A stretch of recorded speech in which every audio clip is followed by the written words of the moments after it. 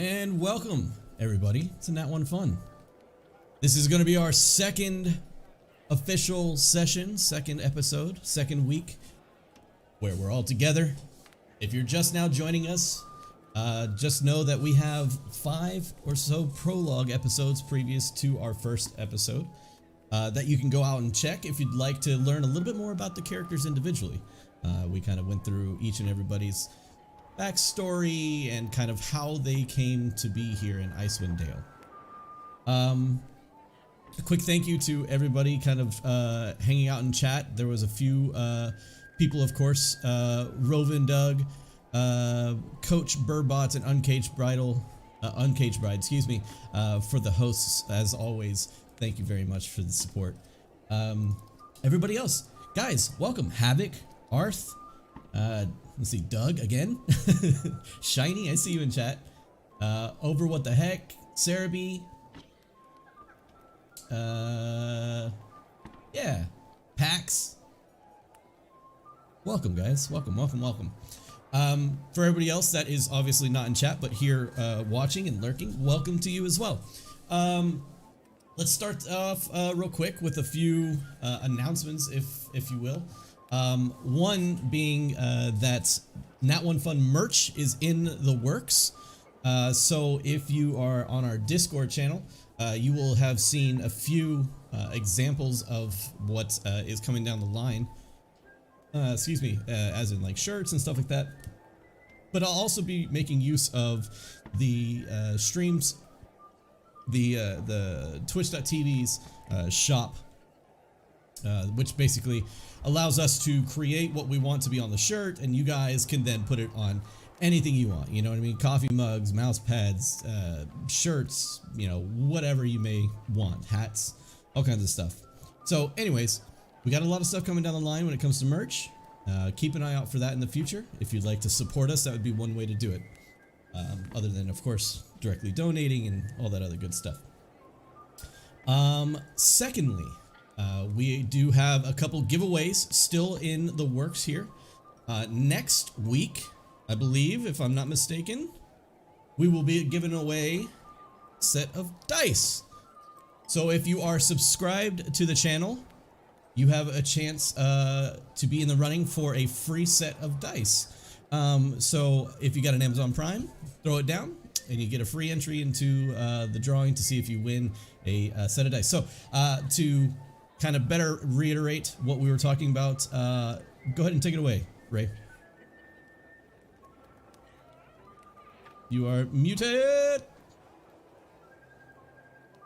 Oh, haha. I muted myself.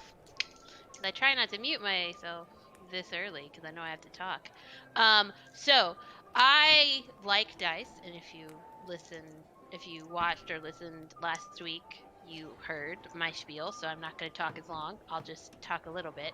And in order to help other people love dice as much as I love dice, I thought it would be cool to once a month, maybe more often if we get more subscribers, do a dice giveaway. And the dice that we're giving away for the month of December is this really pretty dice set that I now officially am holding in my hands too.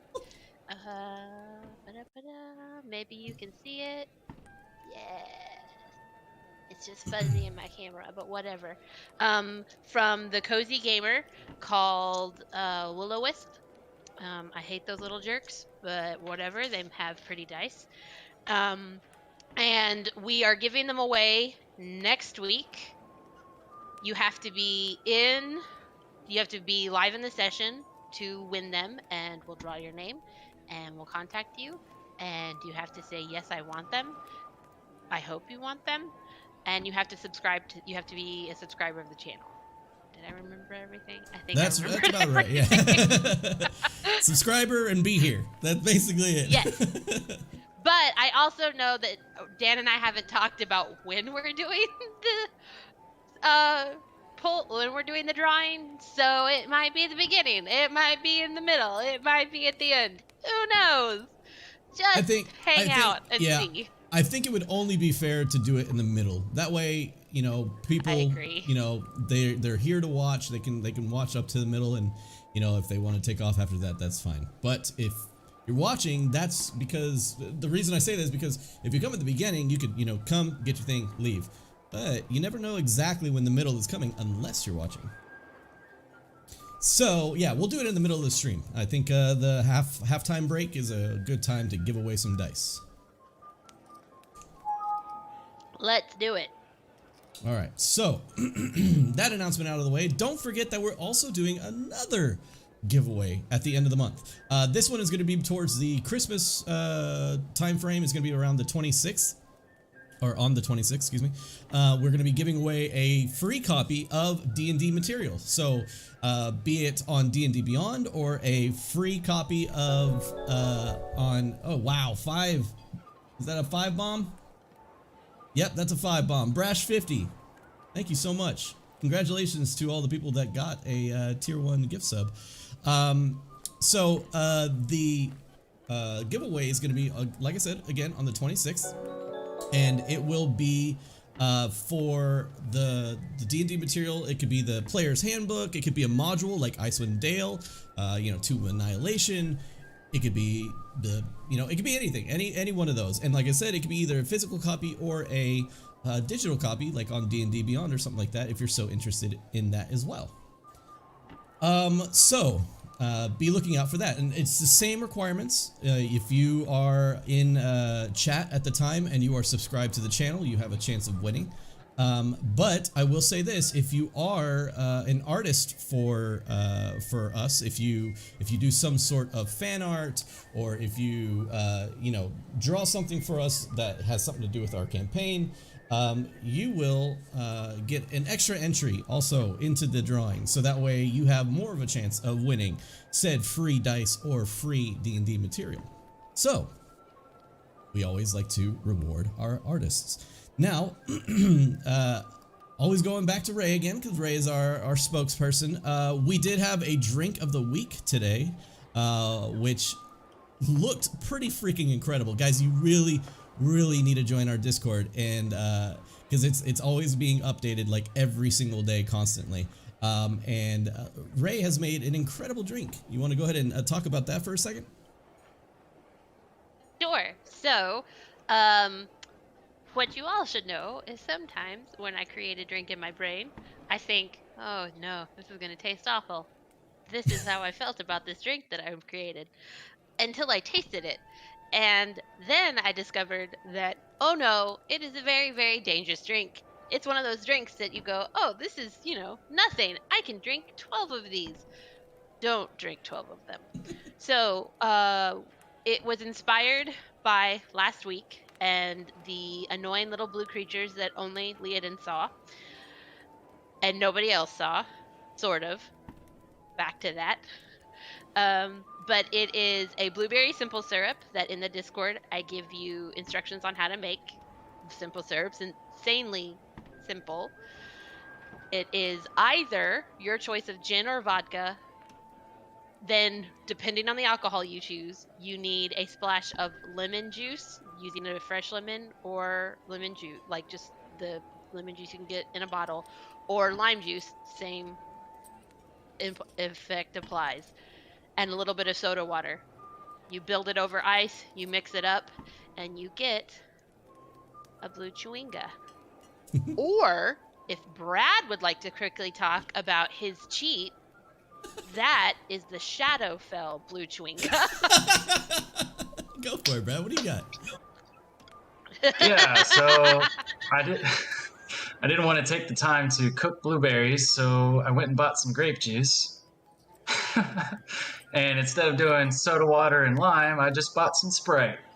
And it's awesome. And it's awesome. So, there. No, it sounds great. That sounds delicious. For those that are saying morning drinks, I mean, it is a Saturday, first off, so no judgment. A mimosa in the morning is always delicious. And secondly, here, you know, a few of us, all like nearly half the group, is in the United Kingdom, or I'm sorry, not the United Kingdom, the EU. So, well, we have one in the United Kingdom, but anyways, in the EU, it's like 7. It's like 7:30 almost, 7 o'clock right now. So We're good.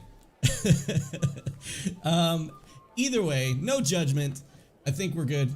Let's see. I think that's pretty much it. Nothing really new. Oh, I will say though, last thing is that don't forget to join in on our Game Prep Fridays or Friday Night Game Preps. We're just trying to figure out a name for it, whichever one you guys like better. Friday Night Game Preps, Game Prep Fridays. Either way, you guys should be there. You can help me without these guys. You guys can help me create and build this campaign from the ground up. I do a lot of stuff, of course, you know, behind the scenes, but there are a lot of things that I get input from you guys. There are a lot of things this episode that was almost literally word for word directly from our chat and from our community.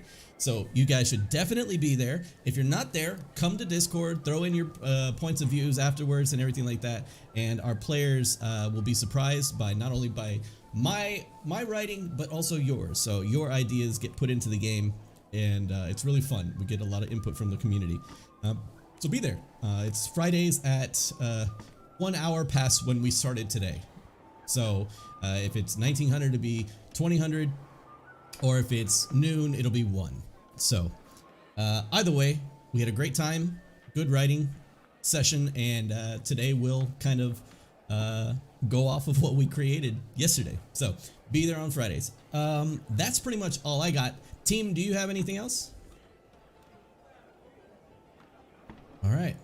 That's a big silent no. Be nice to us on the prep sessions. Be nice. Yeah. No. Prep sessions are barred a little bit. There is a little bit of like, I don't want to kill my players immediately after every session. So there is that. But other than that, you guys have a lot of free roam. So that being said, let's go ahead and get right into it. Here we go.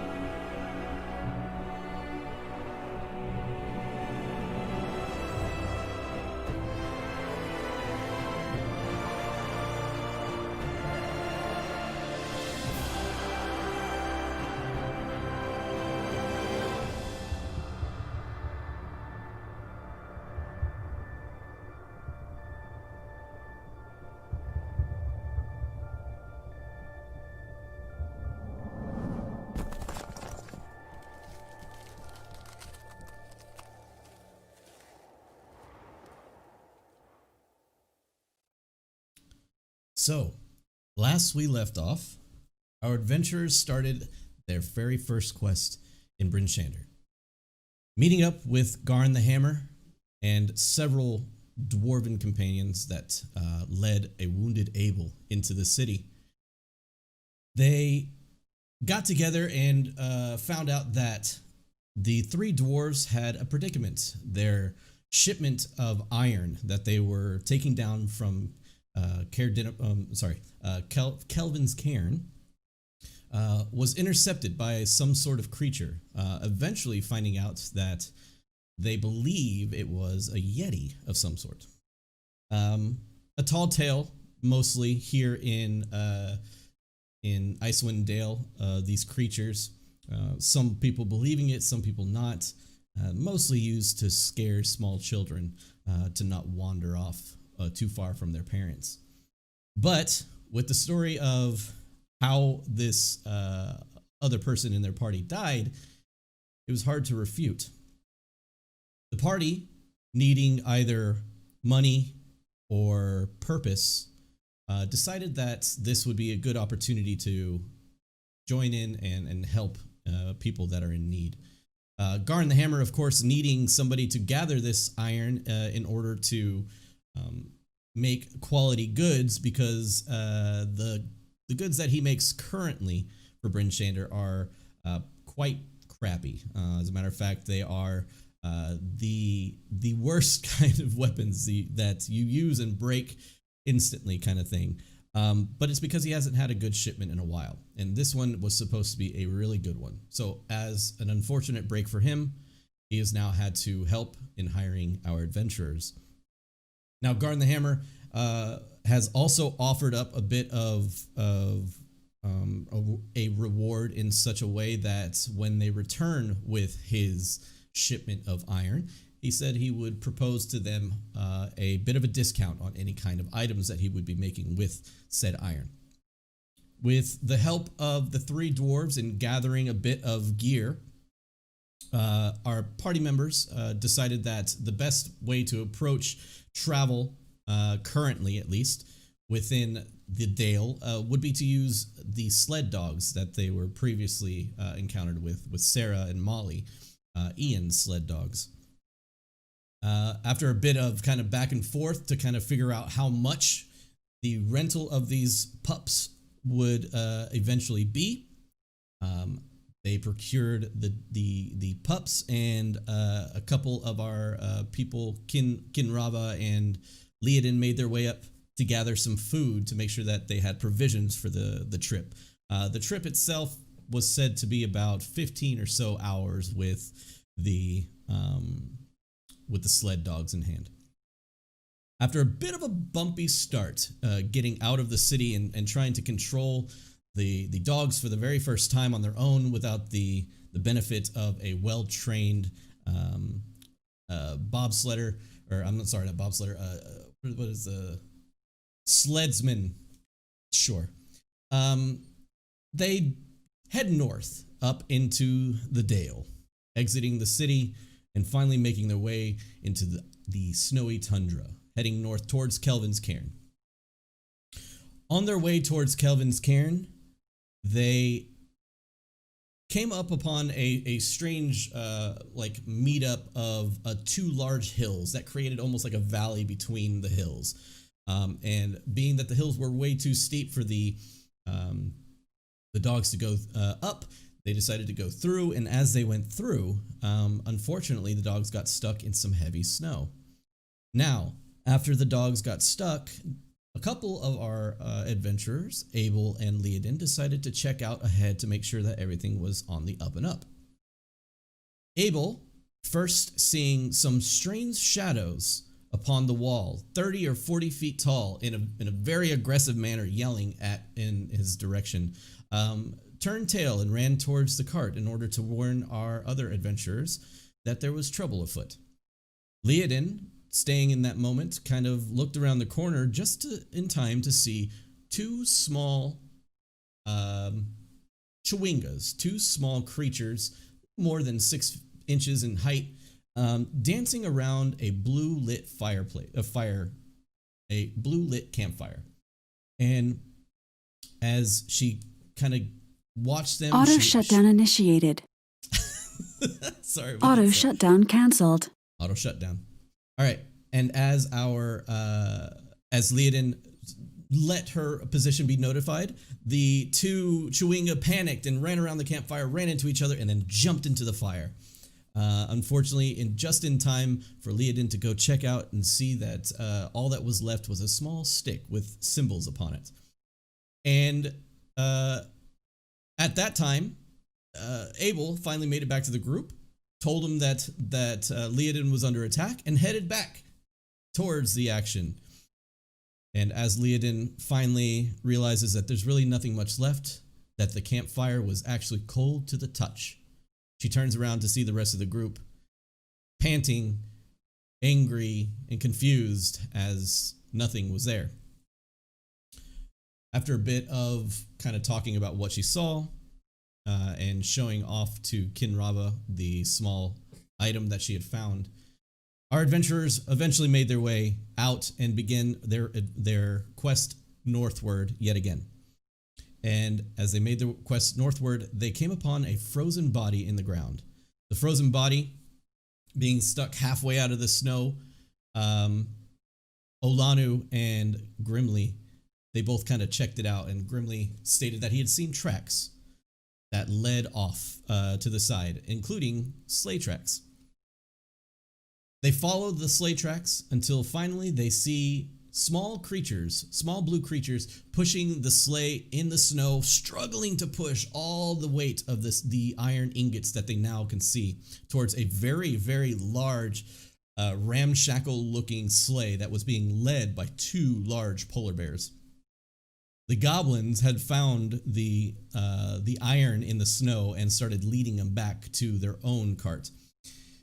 But our adventurers intervened, and Olanu started combat by piercing one of the goblins to the cart and ripping these goblins to shreds. A goblin that had seen this whole thing from the large cart decided that he would throw down his torch that he was carrying and completely burn up the large cart that they had been traveling in until now, and ran off into the wilderness. The fire releasing the 2 polar bears with that had been leading the big cart, now running themselves off into the wilderness. Olanu kind of gathers the team now, as she had stated the job is already done. I don't know what we're waiting for. So now that is where we will pick up our game. So that being said, let's get some weather effect going on here and move us over to the battle scene. Hey, it works. It is broken. Oh no. It's fine. It's fine. Everything's fine. See? Boom. Fix. Carry on. Iceheart, Alright. do you think you and Grimly could carry that, or do we need to separate it out or something? I'm gonna kind of look down at it, give it a good, like pick up the reins and kind of like try and nudge it a little bit forward, because she thinks she can do it by herself. So she grabs the 2 handles essentially that stick out from the cart, and she lifts them up in the air almost like a wheelbarrow, and she squats like down and pushes up with her knees, and the thing lifts into the air, and she takes 1 step forward and then 1 step forward and 1 step forward, and it's moving. But it is a slow process. We can offset some of this weight with the other cart. Yes. Abel, could you go get the dogs? They seem to behave when you direct them. No, I'll go do that right now. You can see Sarah and Molly just kind of relaxing over in the snow. They seem to have huddled up together, and they're just kind of laying down, looking over at you. And they can see you approaching. And as soon as they see you approaching, they both sit up. I'll just sort of whistle over to them as I approach, just to get their attention. And as soon as I get over them, I'll get on the sled and slowly bring it around. Yep, no problem. The sled gets pulled around easily. Can Rava's going to pick up one of the iron ingots, just to, well, try and pick up one of them, just to see how heavy each one is with my -1 strength. You grab one of the iron ingots, ting ting, and you pull it up, and you can see that the iron ingot probably weighs about 2 pounds per ingot.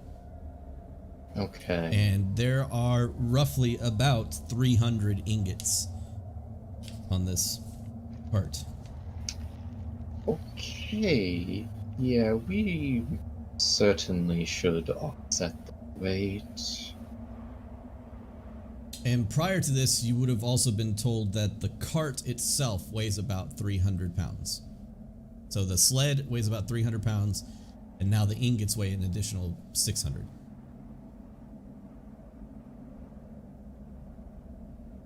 When the... Well, Iceheart, how much do you think you can pull?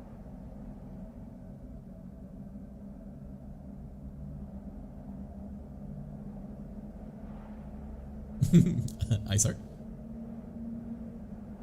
You're muted. Muted. I can pull quite a bit. I would say if we could negate the weight of the cart, plus an additional person to be with me, I should be able to pull this regular walking speed. I'll go with you then, Iceheart, and Abel, if you could stay with the second cart, just so we have some people who can use long-range weaponry or spells in my case, in case we have any pursuers. I've got a horrible feeling that those that ran off, they're not just going to keep running off. They're likely coming back. Potentially. I would also say we need to make sure that the dogs get a rest, and that we all don't freeze out here. How about then if we could spend about, after taking the weights off and spreading it, we could try and move about 2 hours away, and then we can set up camp. Just like it's far enough away that the snow might cover our tracks a bit. Yeah. You Well, don't in know- that case, I'll ride with Abel, and I'll help carry some of this iron over there. If Abel's going to be shooting things, should they follow? Who's going to be driving the other cart? Probably either yourself, Grimly, Leodon, if you don't mind. I don't mind. Can you see over the cart? Well, I'll probably just try to keep an eye out. You can drive. Kinrava's like comparing the size of the driver's seat to Grimly right now. And Grimly's very uncomfortable with even getting up there. Grimly speaks in the third person now. No, I'm just messing. Kinrava will help take some of the iron over as well, just so it's spread out. Okay. Shouldn't we all do it? Yes, please. Abel, you want to help?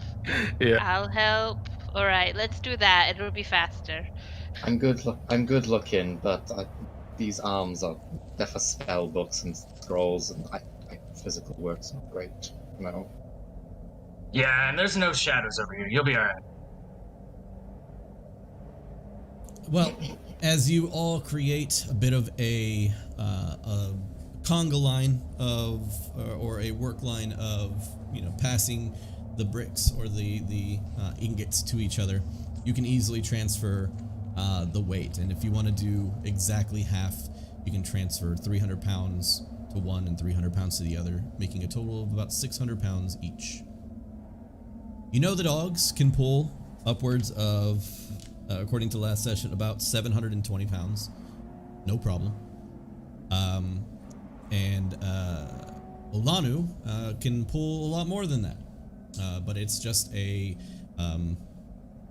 matter of how fast. So the dogs they can pull again their normal walking speed, and Olanu can literally keep up with them. It's just a matter of rest at this point, being that you guys have traveled about 15 or so hours to get to this point. It's about 16 hours in due to the Chewinga stop.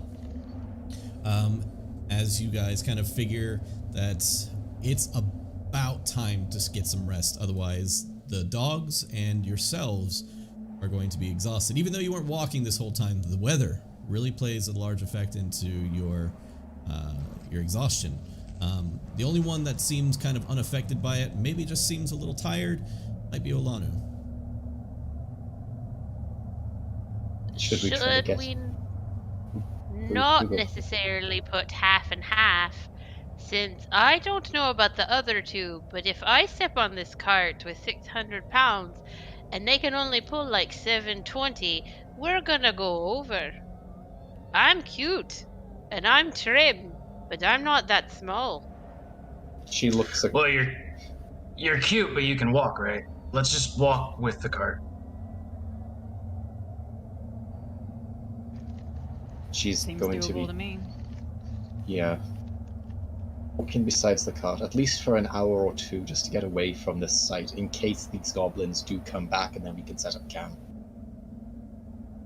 You guys hear the sounds of like crackling wood and falling timber. As you look over, you can see the top of the large caravan that had been set afire literally kind of collapse in on itself as it just falls down, and you hear like the crackling of wood as it falls apart. You know, I really hope no one was actually inside of that thing. I never thought of that until just now. Better not to think of it.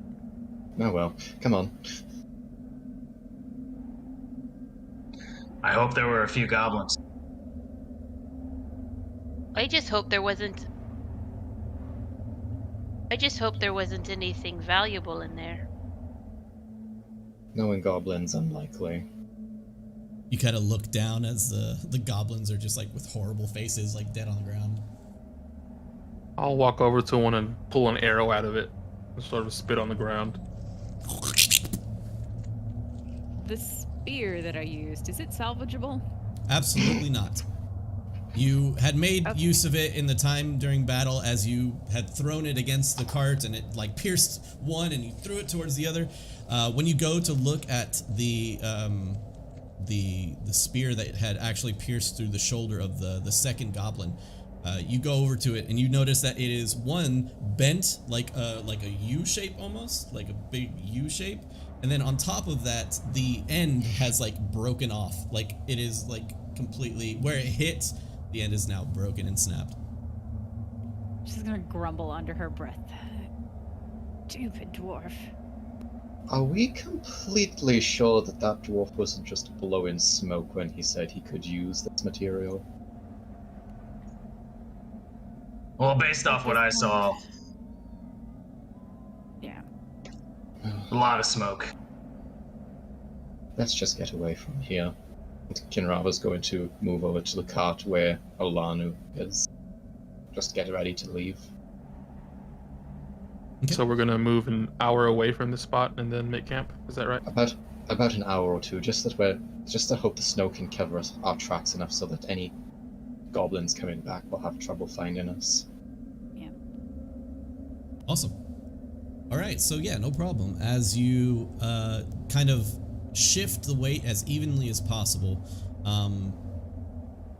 you note that both Sarah and Molly are getting pretty tired. Even though they seem to be as happy as ever, you know that you don't want to push them too hard past their points. And you push on for about an hour or so, or two, before you believe that this is probably a good point to try and find some shelter. Otherwise, you guys are just going to be out in the open, you know, in a shoddy tent, depending on how this goes. So, I need whoever is going to be searching for a good place to rest for the night to make a roll for me. So, who is going to be heading up the checks for, or you know, a couple people if you want to do that. Who is going to be heading up the checks for a hard cover for the night? Olanu, okay. And is anybody else going to be? Is it just going to be Olanu? Do you have survival? I'll help her.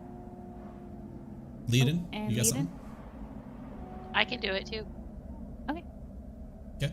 So you guys decide. Either one of you will roll with advantage, or one or two of you will each roll once. Vote Leodin, roll with advantage. Leodin roll with advantage. Okay. So the barbarian and the ranger kind of both look at the rogue or the bard. Roll well, my child, roll well. Leodin, go ahead and roll.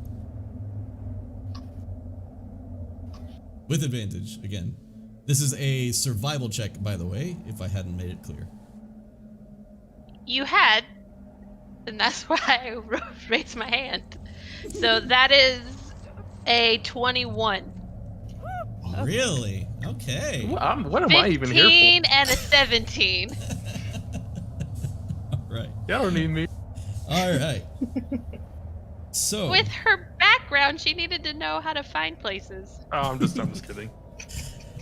all right. So with that, you guys push on for that hour or two, and eventually you decide that it's a good time to try and find a place to stay, or at least find cover for the night.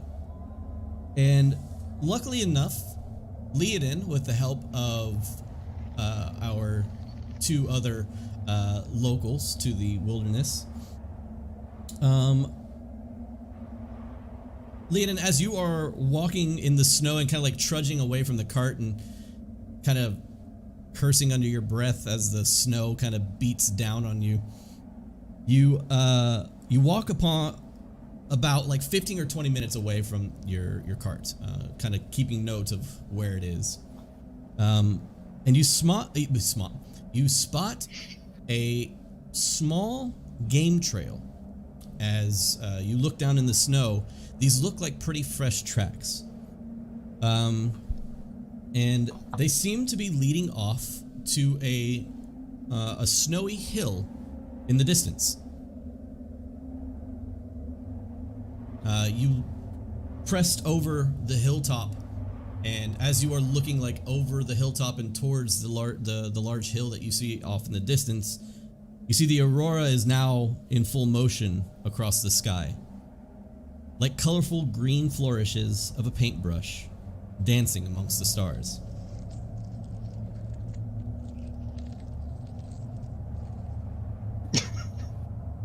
So, what do you do, Leodin? Do I still see the trail? Or... Yes, you have spotted the trail that leads towards a large hill off in the distance. And the cart is about 20 minutes. I'd say about 15 away. 15 or 20 minutes or so. But other than this That's hill, a smart you've thing to do, seen but I nothing know what I want to do. You've seen nothing but like rolling, just straight tundra. So this hill is very conveniently placed about 15 or 20 minutes away from your trail. Okay. I want to search around that hill. You want to Take search? maybe 10 minutes to see if I can see anything within a walking distance of this area that I think could possibly be used for a campsite. Yeah, okay, absolutely. A safer campsite. So you go out towards the hill, which is no more than like 2 or 3 minutes from your current location, right? And you push forward into the snow, and you can see now that the hill, it is much like before, where it's about half of a hill. You got like a semicircle of a hill that then stops and creates a wall of stone.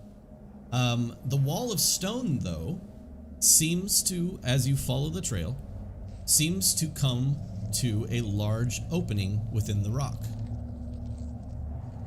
The stone opening is about 10 to 11 feet tall and leads down into the darkness of a cave. You see the small game trail lead towards there. I cast light on my medallion and take out a dagger and just walk maybe like 50 to 60 yards into the cave just to make sure it's not necessarily sneaky because I just lit my light, but quietly just to make sure that this is a safer cave and I'm not bringing people into a bear cave. Okay. Or a polar bear cave. Well, you turn on your flashlight and you walk towards the cave. And as you walk towards the cave, you can see your light is a beacon essentially in this dark, snowy land.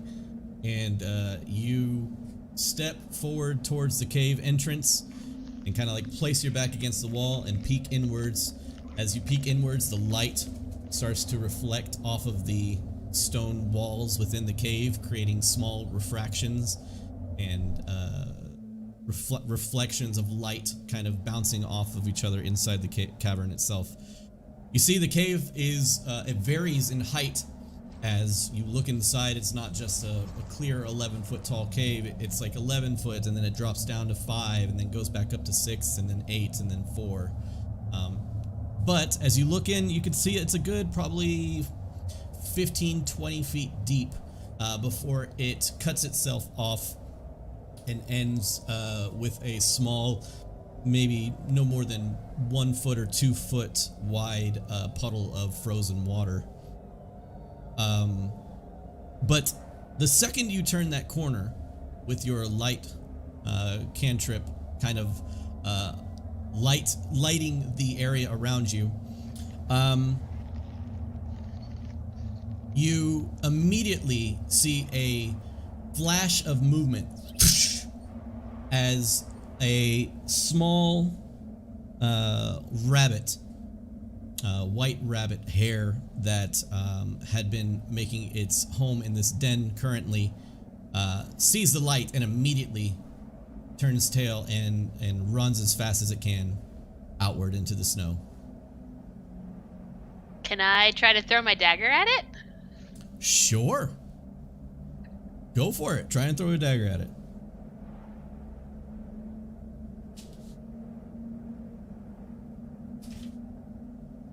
We're having bunny tonight, guys. Are we? No, we're not. Darn. No, we're not. That's just an 8.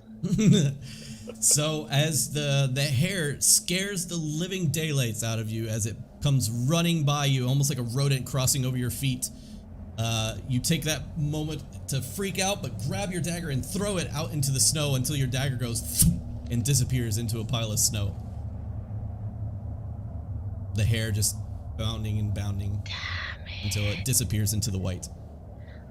All right. Okay. Well, I want to go get everybody else. All right. I think this is a good place to camp. So, you spend the time to then go out back about 15-20 minutes or so back to grab the rest of everybody. And you return about 15 minutes later to the carts. Hey, I found a cave that we can sleep in that I don't think is infested with anything other than rabbits that get away. I think a cave will do much better than trying to camp out in the middle of this. Agreed. It's just about a 15-minute walk over that hill. Did none of y'all see the hill? Never mind. It's white. It's all white. I was a bit distracted with the... She like points up at the aurora.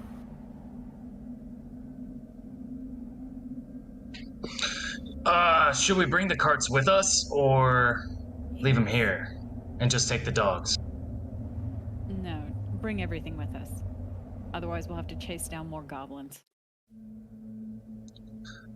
All right, these dogs needs rest, so let's just move quickly and get to the cave.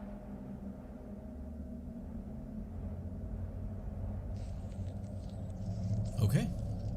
I'll stay Alright, behind Follow me. for 5 minutes and try to cover the tracks, and then head towards the. Okay, so you want to try to cover your tracks in the snow? That's not a hard thing to do here in Icewind, so I won't even really require a roll for that. Normally it would be a roll, but due to the amount of snow that's falling, covering one's tracks is pretty easy out in the wild, at least. So if you are spending the time to do that, then it's not an issue and you should be fine. How deep into the cave do you want to make camp? So the cave, like I said, is about 15 or 20 feet deep. So you guys are free to kind of work around that if you want. I think don't we think. should.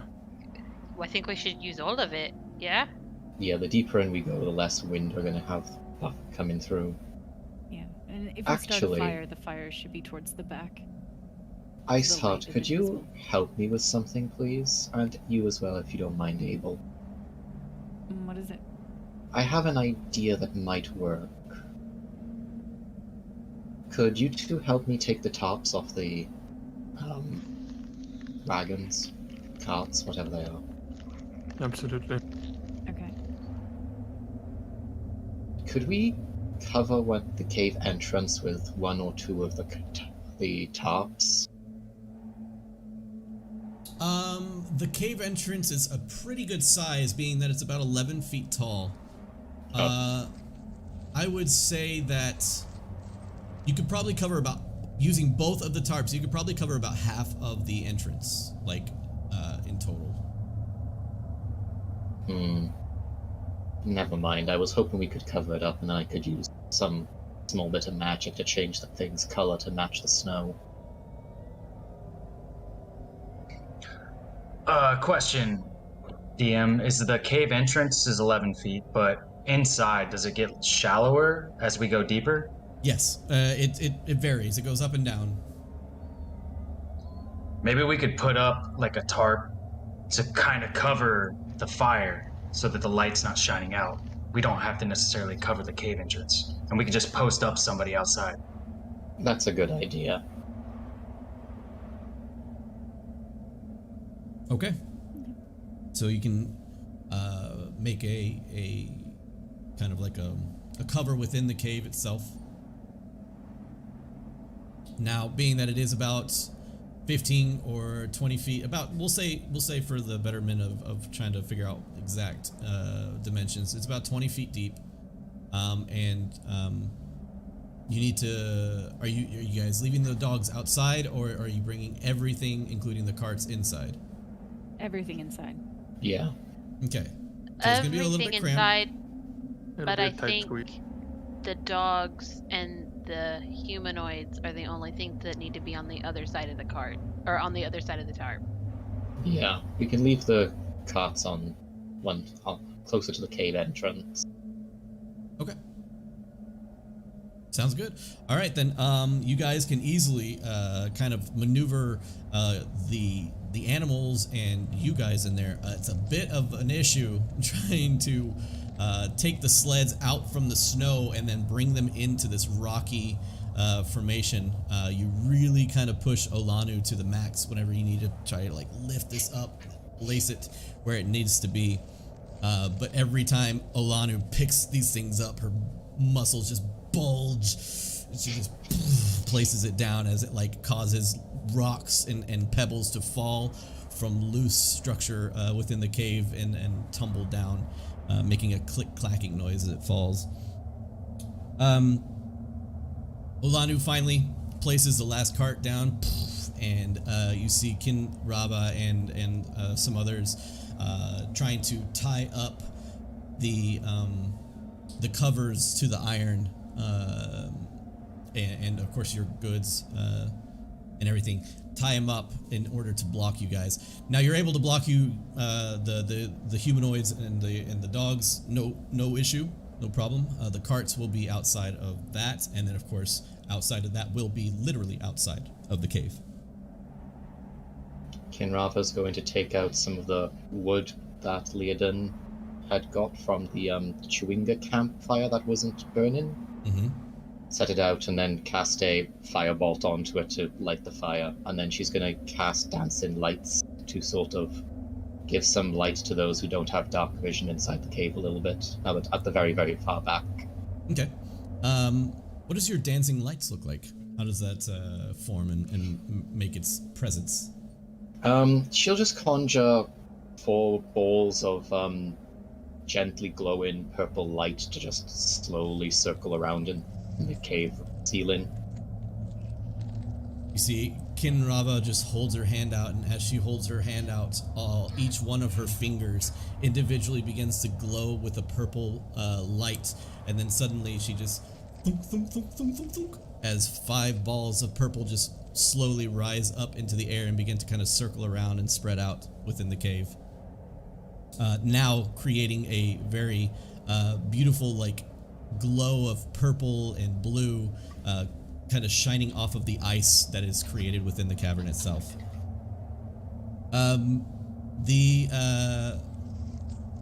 fire lights up no issue. The blue flame that comes out of Kinrava's hand hits the wood that the Chewingas had been using, and the wood lights with no issue. Just immediately just kind of woof. Okay, so as this is the first official long rest of the game, let's go over a few things that we can streamline for later, but we can talk about right now. So first things first is when you're playing D&D, for those that are new to this to the game or new to the stream, when you're playing D&D, a lot of times you want to set up what's called a watch, or somebody to help kind of rotate throughout the night, so that you either have one person always awake or a couple people always awake. That way you can split the amount of time that, or at least minimize the amount of time that there is nobody actually watching the camp, or, you know, for any kind of danger or anything that happens during the night. Now, that being said, it is not absolutely necessary sometimes. So, you know, if you're all sleeping in a hotel or something like that, you don't all have to, you know, keep an eye out at the door, you know, throughout the night. So, it's all up to the party, of course, how they want to handle things, but it is beneficial a lot of times to set up a sort of watch. So, that being said, guys, how would you like to set up the watch for the night, or are you setting up a watch for the night? If you all would like, I can take the first watch. I don't need as much rest as the rest of you. I don't sleep. You don't sleep. I think it would be wise to have at least 2 people awake throughout the night as we sleep. Agreed. Well, if you're keeping watch, Kinrava, then I can perhaps go out and find us maybe some small game to eat. At least sit on trap. I think we still have that, well, you know what, he's not here, I don't need to be polite. That slop that Leodin managed to get from the barkeep. Did it travel well, though, is the thing that we need to find out. Leodin, roll me a d20. A straight d20. Give me a 20. That's a natural 19! Oh, okay. Well, with a natural 19, you look at where the you had been keeping this strange to-go plate of the Times, and you look and the leather is completely soaked in soup. But for the most part, you look in and you see a decent amount, and you could probably ration it out to be just enough to feed you guys. Might be a little bit less than you expected, but it'll do. As she So, goes to We've it, got a little bit wrong accent. We've got a bit, and then I can take some rations and give them to the dogs, and they should be able to eat. let me just help a bit, and she's gonna use prestidigitation to like heat the soup up a little bit. Just with nice comfortable temperature. Yeah, as you guys watch, Kinrava just kind of looks over at it and kind of just waves her hand over top. And as she waves her hand over top, you can see just the slightest amount of steam begin to come over the lid. Don't we still have the bag of scraps for the dogs? I think we used Oh, at least right. half of those. The bag of But scraps they still have them. has been used the last Alright. time that they when you guys first arrived to the icy body in the snow. Okay. Perhaps I can get That a essentially counted as a ration. That being said, though, they have been fed for the day, so it's not 100% necessary to feed them now, of course, unless you want to story-wise. Kind of want to story-wise. Yeah, go for it. Yeah, I think Abel would still like to go see if he can find that rabbit that Leah didn't mention. You sure? Absolutely. Just don't go too far from the cave then, if you are. No, I won't travel too far. I won't waste too much time either, if it's pointless. I mean, we can always share. Yes. Delightful. Do you need a second, or you want to go by yourself? If someone would like to join, I wouldn't decline that. I think I'm gonna pass out. I'll go. Works for me. I'll stay here in the cave and... She's just looking at the soup as if it's just something she doesn't want to see. She's like, She's very much 50-50 in this conversation. Half of her attention is on what's going on, and half of her attention is just directly staring at the soup that she is dreading. Alana's gonna kind of look at the other two like, we still need to get our rest, so don't take too long with this rabbit. We won't. Just No. pray to whatever gods are listening that the rabbit doesn't cast a shadow.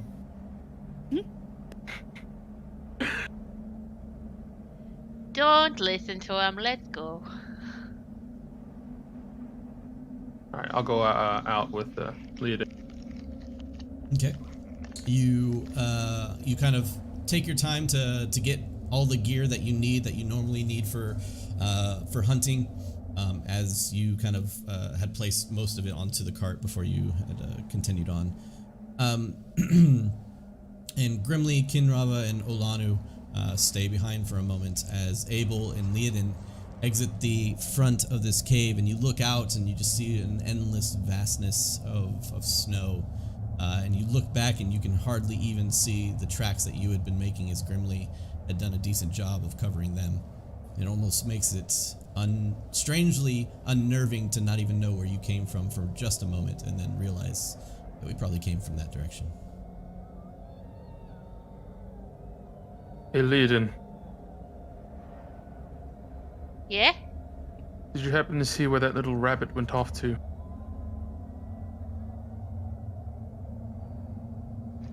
That way. Yeah. I'll just look over and I'll see if I can see any tracks. Hopefully it hasn't been that long that they're entirely covered, but possible.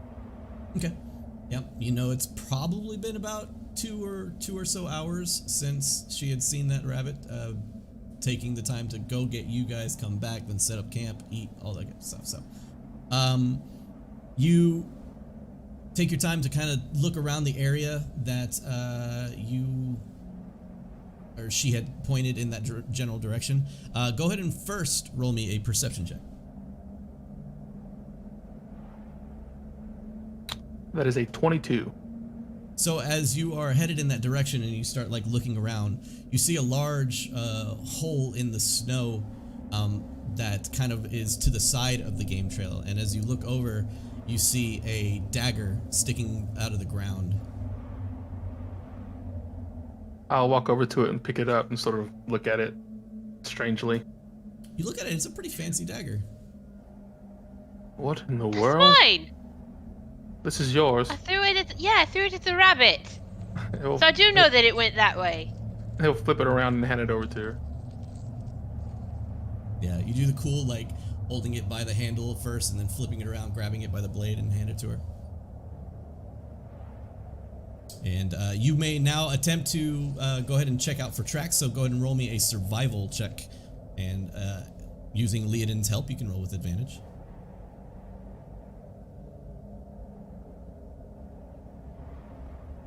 That is a 17 with advantage. Okay. So as you are looking out into the snow, a 17, you kind of push forward in the general direction of where you were going, because you truly didn't see very much in terms of tracks where she had been pointing to begin with. And as you look out into the distance and try and keep an eye on the snow in front of you, it's next to impossible to see anything. You see maybe a crosswind of tracks, but you move another 5 feet and it's gone. I think this was pointless. Would you like to go back? It wasn't pointless. You got my dagger back. But yeah, let's go.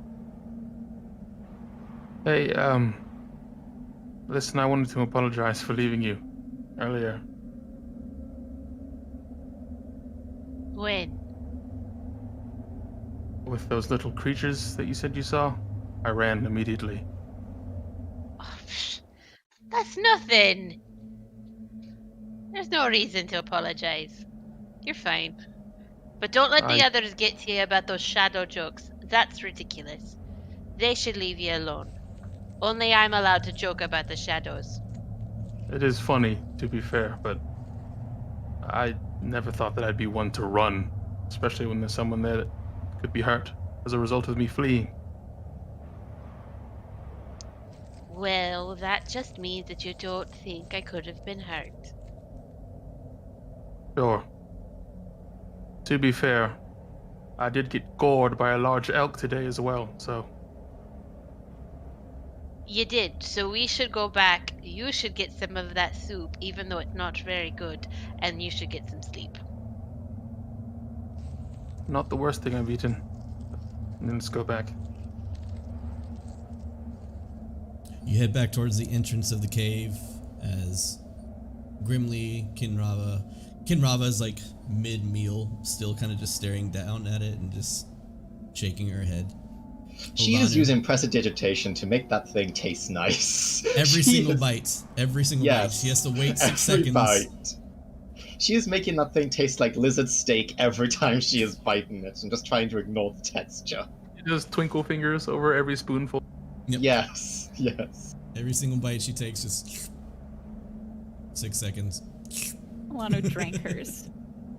Olanu just literally just like wiping her mouth with her arm and just kind of tossing her portional plate to the side.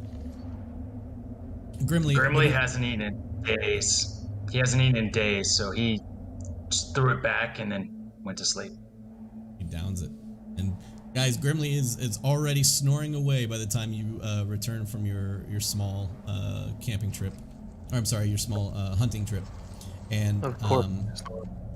as you make your way inside, how do you guys want to set up a watch?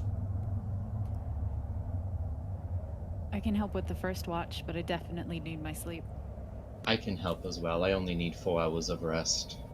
Alright, so first watch we'll have Olanu and Kin. Okay. And second watch. Good. I don't mind doing the second one. Okay. Abel.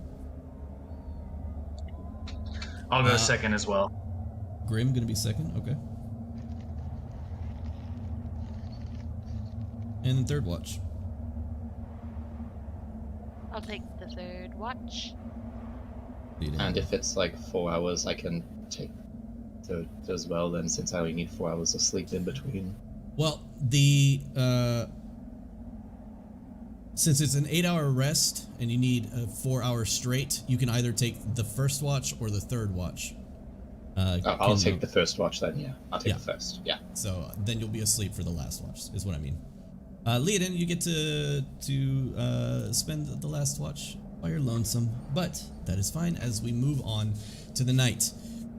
So, as the wind blows and kind of creates a small whistle throughout the small cave that you are in currently, the wind pushing the leather that is now hung up to try and block the entryway from vision from you guys. Olanu and Kinrava, you guys kind of sit next to the entrance of the cavern and just kind of keeping an eye out, occasionally kind of putting your head out and looking around, making sure that everything is good and dandy. And as you guys are chilling there, and no pun intended, but kind of looking around and trying to spot anything, go ahead and roll me 2 perception checks, 1 each. Oh boy. That is a natural 20. Nice, on a random perception check. Excellent. So that is 24 in total. All right, 24 for the perception. Olanu? 11. 11. Not bad, not bad. Yep. Hey, it's over 10. I'm proud of you. So, you guys keep an eye out, and Kin, with your drow eyes, you are able to kind of really keep a toll on what is going on outside. As you are looking, Olanu, you can see, almost like looking at a cat with a flashlight, you can see a glare kind of coming, like a red glare coming off of Kin Rava's eyes as she kind of just peeks out and looks around. You just see this cat-like glare coming off of the lenses of her eyes. Can you see in the dark? I can actually, yes. That's amazing. My people used to live underground, so, well, most of them still do, actually. Like in caves? No, as in very, very far below. You know, I've never seen an elf that looks quite like you. Why do the others look at you strangely? I imagine, well, besides my good luck, I imagine it has something to do with, you could say my people aren't the most friendly of our kind, per se. They have a bit of a habit of coming out from underground during the night, raiding villages, kidnapping, slavery, taking people back underground where they're never seen again. You know, just small semantics. Ah. All of your kind? Most of them. There are rumors of some that's come to the surface, and I have, unfortunately, since my arrival here a few years ago, heard nothing, and I repeat, nothing, but stories about a certain male drow that came to this region. But otherwise, we're not exactly all too well liked. I'll be frank, if I had ended up anywhere else on the surface, I likely would have been murdered in my sleep first night. Well, as long as you don't go trying to kill any of us, you're fine with me. No plans to yet. Okay. She just smiles Just a so you little know, bit. I hit things really hard. Trust me, I noticed. Believe me. Okay. Jokes aside, I have no intention of causing any harm. Oh, okay. Though she does sort of she does look up at the aurora for a moment and sort of plays a little bit with that spider brooch on her coat. Though I gotta be honest with you, this is nothing like I expected. Quite beautiful. What were you expecting?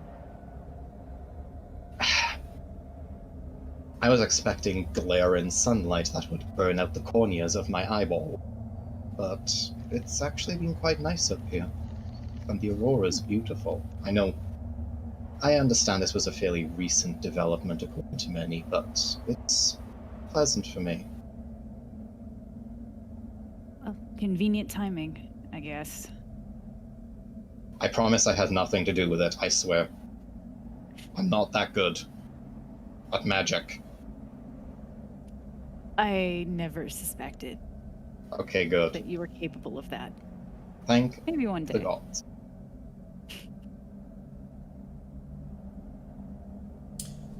And as you guys finish off your talk and kind of get to know each other just a little bit better, you start to feel pretty tired and exhausted yourselves, and you know that it's about time for the second watch to start. Grim had told Olanu and Kinraba that after a little bit of time to just go kick him and get him awake for the second watch.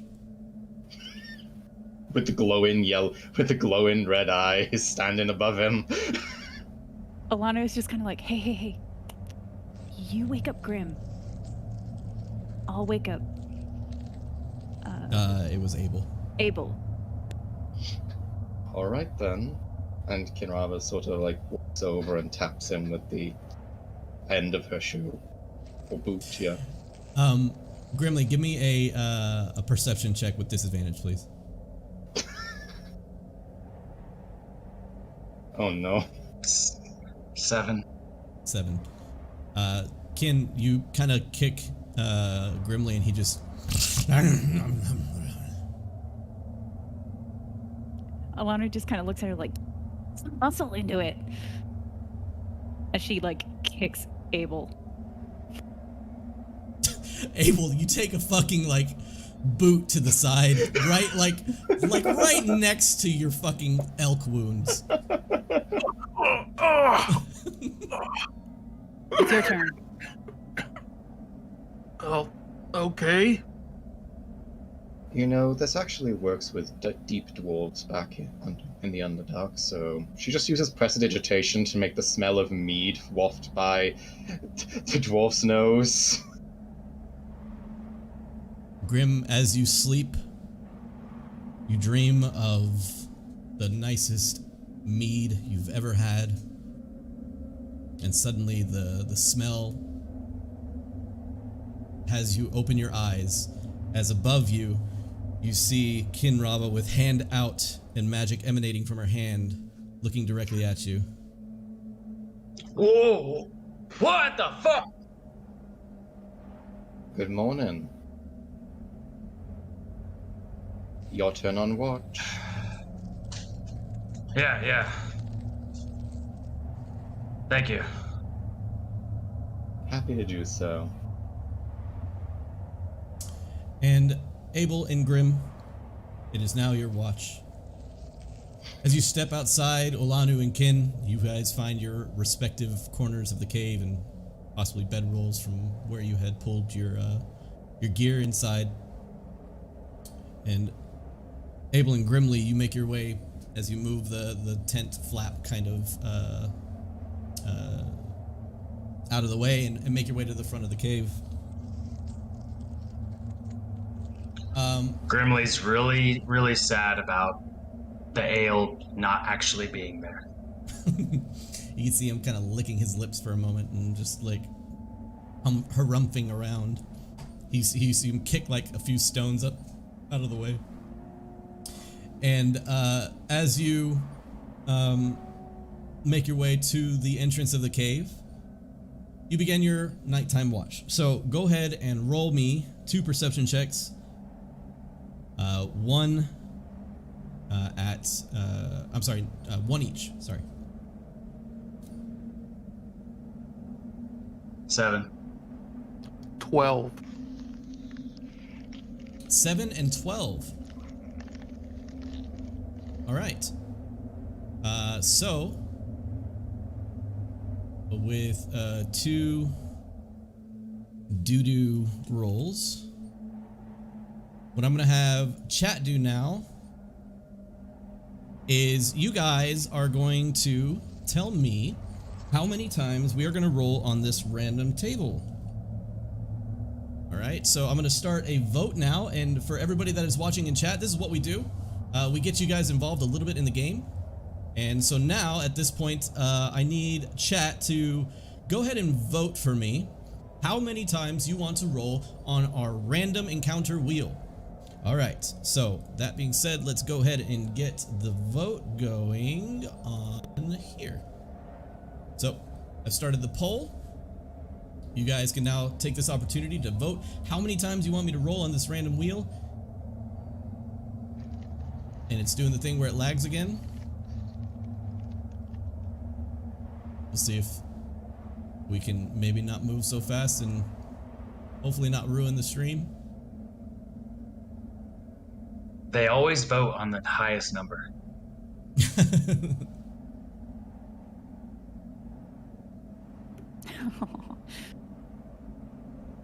Yeah, we got a lot of votes for 4 here.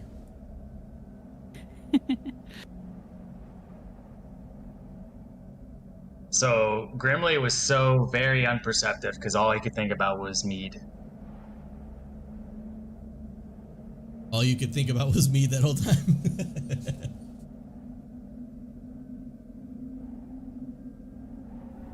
Abel's just clutching his side. Alright, so let's get this off the screen. Let's get this on the screen. And this should be updated now with the new options. Alright, so don't worry about the weird spacing of the letters. We're gonna have to get that fixed next time. Maybe we'll do it like this now. Let's see if this helps. But either way, you can see the options up there, and it looks like 4 has won. So we're gonna spin 4 times now on this. And here we go. So it's 4 times on the random wheel. Here we go. Spin. That's 1. That's 2. That's 3.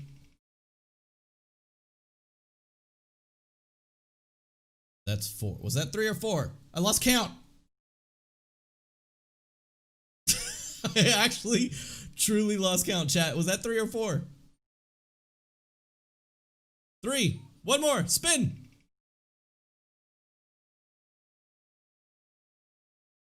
All right. The wheel gods have spoken as we move back into our game. Stop that. Stop it. Here we go. So, as you guys are hanging out at the corner of this cavern entrance, the wind howls outside, creating that large kind of whistle and echo throughout the cave that you guys are standing in. The chill kind of chilling you to your bones for a moment, and then you look outside your encampment. The wind coming in small bursts at times, and others times that feel like an eternity of coldness into just the worst. And Abel, what was your perception check? Okay. So as you are keeping an eye out the into the snow, it's kind of difficult for you with your human eyes to kind of really adjust between the darkness of the cave and the darkness of outside. Luckily, of course, you have the back glow of Kinraba's lights, but it doesn't make it easier to see outside. As you're staring outside, your eyes focus for a moment into the darkness. As your eyes lock onto a set of blue glowing eyes in the distance. The eyes not budging or shifting in their position and staring directly at you.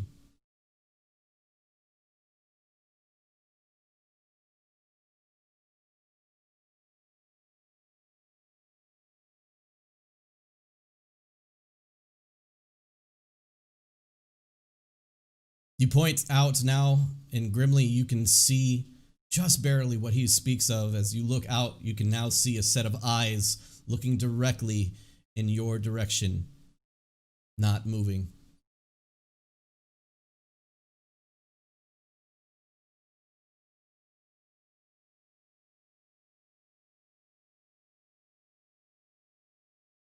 Oh, they are muted. Pull my bow Thank you, guys. and probably pull an arrow. I will ready a javelin. So you pull your arrow out, knock the arrow, and grimly you grab a javelin It's still staring directly at you. It's about, I'd say about 50 to 60 feet away right now.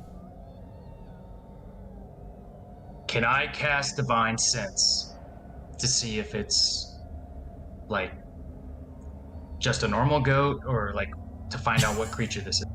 Well, you don't know it's a goat, so Right, that kind of right. takes Can I a little cast- bit of the suspense off of it. Yeah, can I just cast Divine Sense to find out what it is?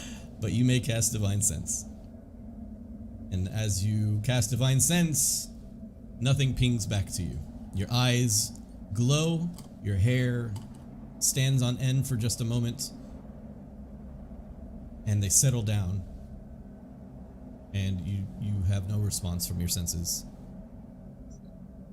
Well, it doesn't seem too fiendish. It might not attack. What are you thinking, Abel? I think maybe you should go back in the cave and get ready to wake them up if I yell. Okay, I'll head back about halfway. Okay. And I'm just gonna stare this thing down with an arrow and just watch and wait. Alright. What seems like an eternity of waiting, but probably about 2 or 3 minutes.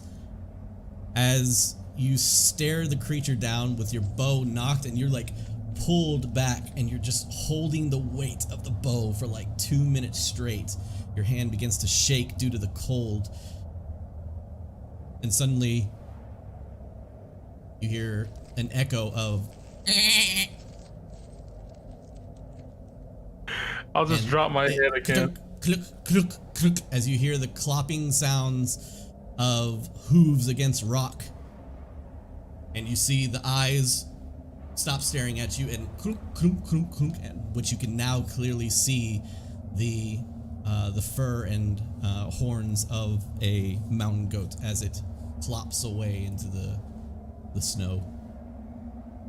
Grimly. What does that sound like echoing through the cave? You can hardly hear it halfway into the cave. Abel being like on the outside, it really kind of emanates to him mostly, but it would just sound like the faintest call of a goat. Okay. Hey, everything okay out there? After dropping my head, I'll just slowly turn around. It was a goat. Oh, that scared them. Okay, yeah. All right. I'm on my way back. Everybody else is that is about 5 feet away from Grimly as he yells, has to like roll over and just like cover their ears as he echoes with his voice throughout the chamber. Kinrava's just briefly glaring at the tunnel. You just stare like at the covering, like the tent covering or whatever, just like knowing exactly where he is behind it, as if you were staring directly at him, and then finally just roll back over and go to sleep.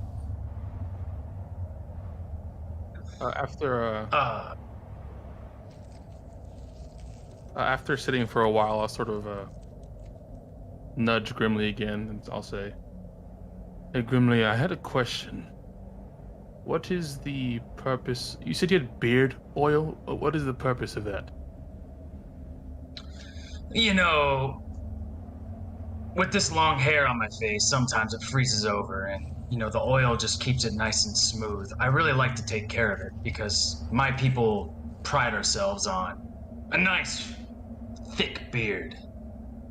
And this oil keeps it safe in this terrible winter. Do you think I could... I mean, you have a nice beard yourself. You should take care of it. Could I try some? This puts a big smile across my face. Absolutely. I'll pull it out and hand it over. As he pulls it out, I immediately recognize the smell, and I'll say, "Yep, that's what I thought." And then I'll take some and start applying it. Abel, Make sure you curl up the ends of your mustache. Looks good. You kind of pull down your covering, your neck covering that kind of covers up almost like you're up to your eyes basically. And as you pull it down, you feel like the crinkling and crackling of your untamed beard that you have not washed or done anything with for quite some time. And start taking the oil through it, and you can literally hear the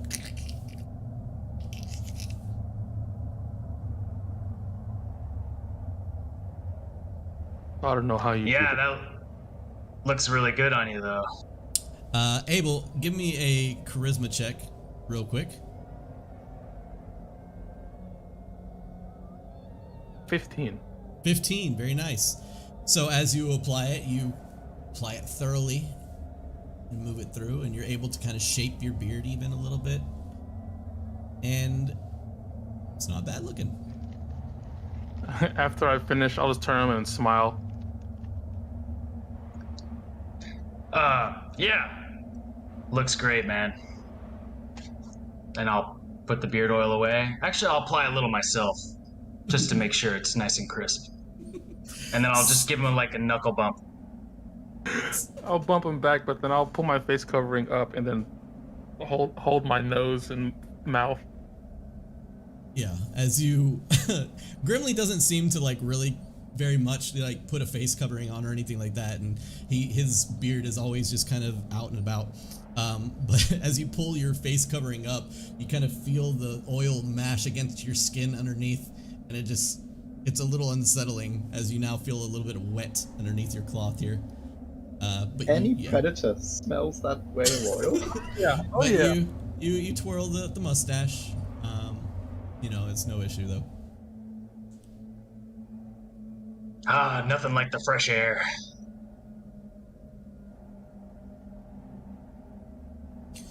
And after your bout with beard oil and your combat encounter with a goat, you feel that it's probably rounding about time to pick up that third.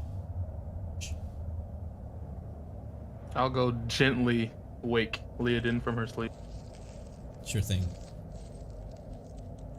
Leodin yawns and stretches and says, "Oh, what is that smell? Abel, did you do something to your beard? It looks nice." He'll just shake his head. Thanks. It's your Looks turn. great, doesn't it? Grimly's I just gonna go told him pass it out. looks great, but y'all being very loud. All right. I'll get up. I'll go. I'm awake. I'm up. Okay.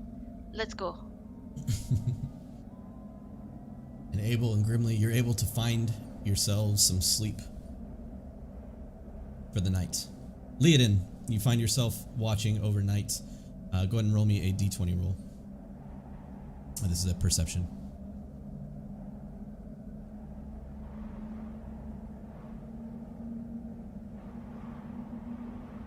That's a nat 20. So a 26. We won't die because of beard oil tonight. Impressive. Yeah, she's wide awake. Leodin, you were snug as a bug in a rug inside your bedroll in the back of a cave, but as soon as you go out, the ice cold weather is very biting, and it makes you immediately wake up as if drinking a cup of coffee. And you walk outside and give a good look around, put your hands on your hips, go back inside the cave and just kind of await the morning. You do anything during the time? I'm going to pull out my mandolin and I'm going to quietly play a little bit, even though my fingers will probably be very stiff and cold. It's just more to pass the time than to like perform for anyone. Sure. Yeah, no problem. She pulls the mandolin out and begins to pluck at it. As the time passes, about 8 hours passes. And suddenly, Grimly, you've been kind of not getting very good sleep lately. And this night, is no different. Your sleep is rough, as every hour or so you find yourself waking up, looking around, and then falling back asleep. And then waking up and looking around, falling back asleep. And as you are in the midst of what seems to be a reoccurring dream, you feel the warm wetness of a dog's tongue start licking you in the face. All right. Good girl.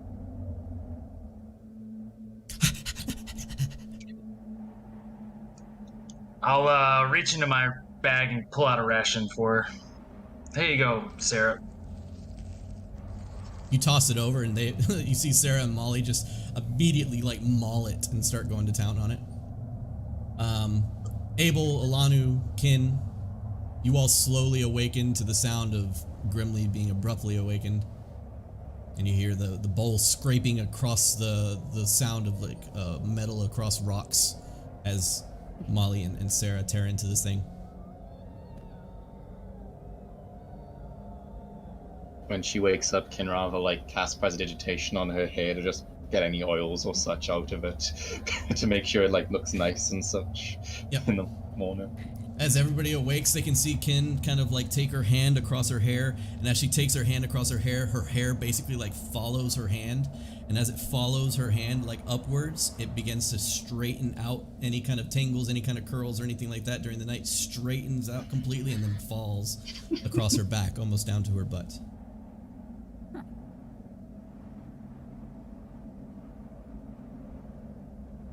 And at this point, you guys have the benefits of a long rest. So you can go ahead and regenerate all your spell slots. You may regenerate your hit points if you were down any hit points. And if you were down any divine abilities as well, you can regenerate those. And also, of course, lead in your inspirations and everything like that. So, as you guys wake up in the morning, Leodin is, you hear the soft sounds of like plucking of an instrument out in the middle of the cave. But for now, it seems safe. Grimly, as everybody kind of makes their way and starts getting ready for the day, your head begins to spin and like your eyes kind of, you know, when your head spins and your eyes kind of lose focus for a moment and you begin to feel a little dizzy. You also start hearing what sounds like a low and then ends up being loud kind of rumble in your head.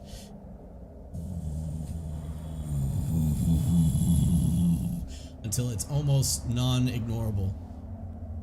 And you now look down and you can see the book is just emanating, like you look at the book and it's just almost like it's almost out of focus. It's coming in and out of focus, like quickly in and out. And it's zooming in and zooming out and zooming in and zooming out as you look at it, and the noise in your head just keeps shaking.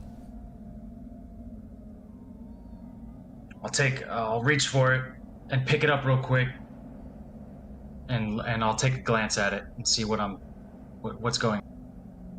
You grab it and you rush through the pages, and suddenly you come to the page that had shown you before, but this time a little bit different. As you look down at the book, the image has shifted quite a bit. Now you're looking at this. I'll show you on Roll20 afterwards, but for the stream, this is what it looks like. And I can see it on the stream. yeah, and as you look at it, the image yet again disappears into the book, dissipating until you see this image pop up behind it. And atop, you can read, "Beware the red eyes." And as the book shakes and rumbles in your hand, the sound gets louder and louder within your ears, a bass rumbling, until suddenly the book flies out of your hand and lands on the ground. The image dissipates from the pages, and the sound goes away. Do any of us see this, like, book fly out of his hand? You would see the book fly out of his hand, and maybe him I get- kind of like struggling, but other than that, that's basically all you see. Grim, if you need some coffee, you can just ask. You don't need to throw a book on the ground.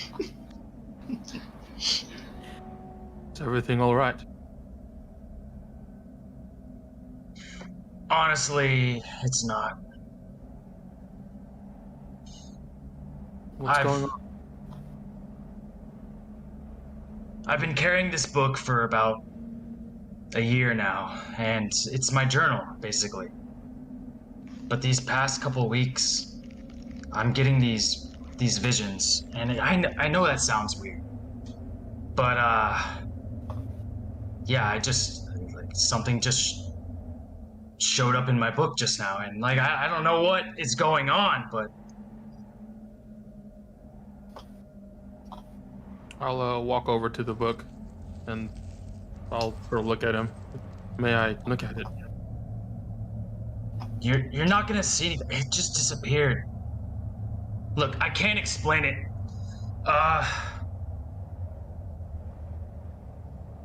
Something's after me, and I don't know what it is.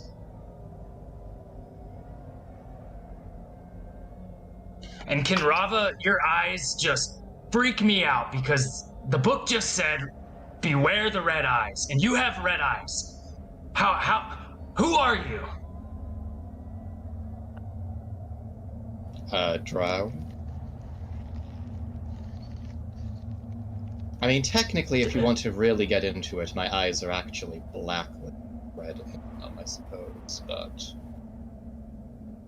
And quite frankly, we've only just met. I see no reason I should give you personal details of my life at this current point in time. That's fair, but that book just told me to beware red eyes, and you have red eyes. How can I trust you? He's not the only one or thing with red eyes. Maybe you should calm down. I'll make you a deal. If I plan on doing anything sneaky to you, I'll let you know beforehand.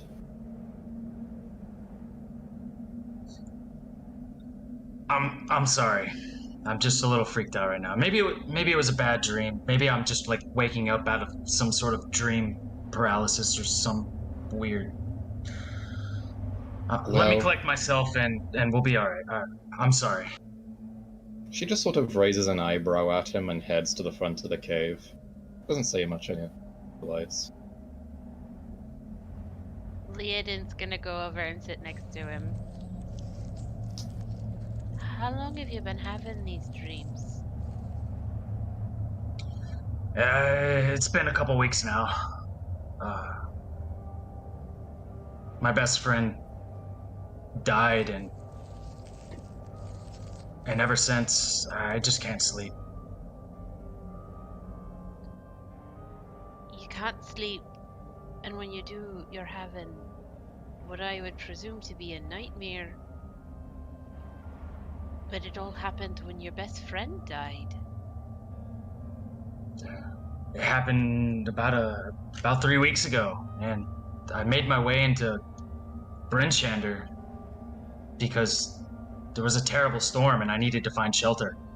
But ever since that night, this book has been freaking me out. Like, I'm just seeing things. I don't know what to make of it.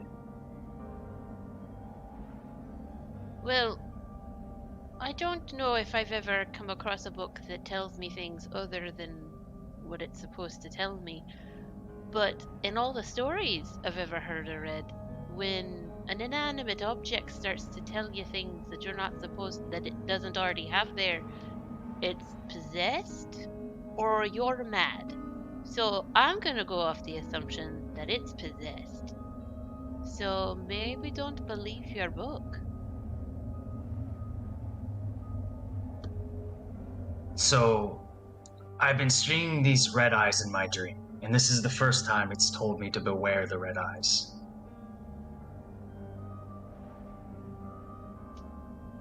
Okay, But it so also it led tells me- you beware red eyes and you met Kinrava, but I don't think it's a coincidence, and I don't think that has anything to do with it necessarily. It could just be lying to you.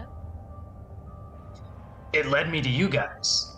It told me to find... It showed me a sword, and it said... It showed me a sword, and it said... blade or something.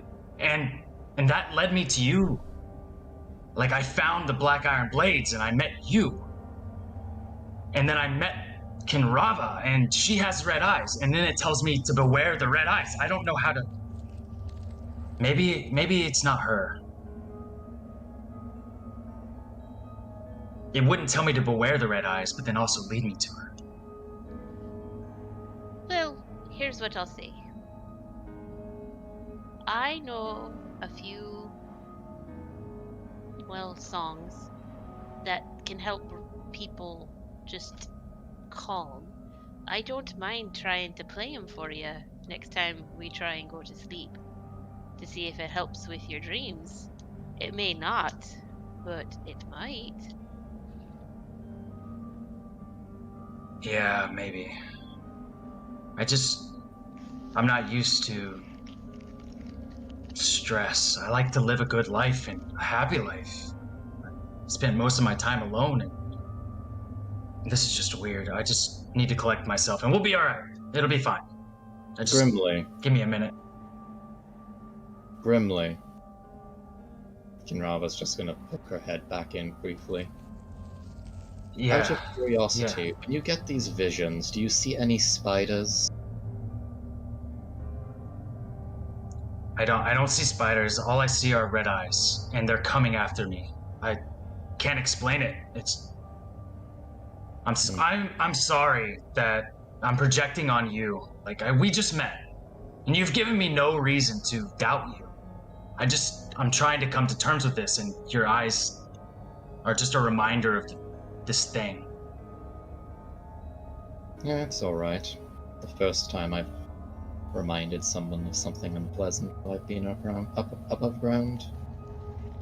But at least keep an eye out. If there's spiders involved in visions, then please inform me. Of course. Layden's gonna stand and try to make things way less awkward for Grimly right now and go, alright, everybody, maybe it's time that we try and get the sleds out of the cave and get the dogs ready to go so we can get back. And she turns to Grimly and says, you stay for 5 minutes before you come out and help. Let's go. Iceheart, can you help us with the carts? And Abel, if you work on the dogs to make sure that they're ready. Alana's just kind of like, yeah, and she starts walking off. You can just hear the rumble of like rocks underneath as it grinds into the area, and then she starts to pull it out. Kinrava's just going to wait by the cave entrance while slowly taking out a small grey scale and just rubbing it between her gloved fingers while she waits. Can I pick up my book and go back to the page that I saw Beware Red Eyes? Yeah. So you go to reach down for your book, and you see Molly has found an interest in it and is just like sniffing on it. And you kind of shoo her away and pick up the book. And you turn the pages to it, and you can see again the last entry in the book that you remember. But past that point, nothing but blank pages. And you have almost like a flash of a memory as you look upon the page of the last thing you saw, the Beware of Red Eyes.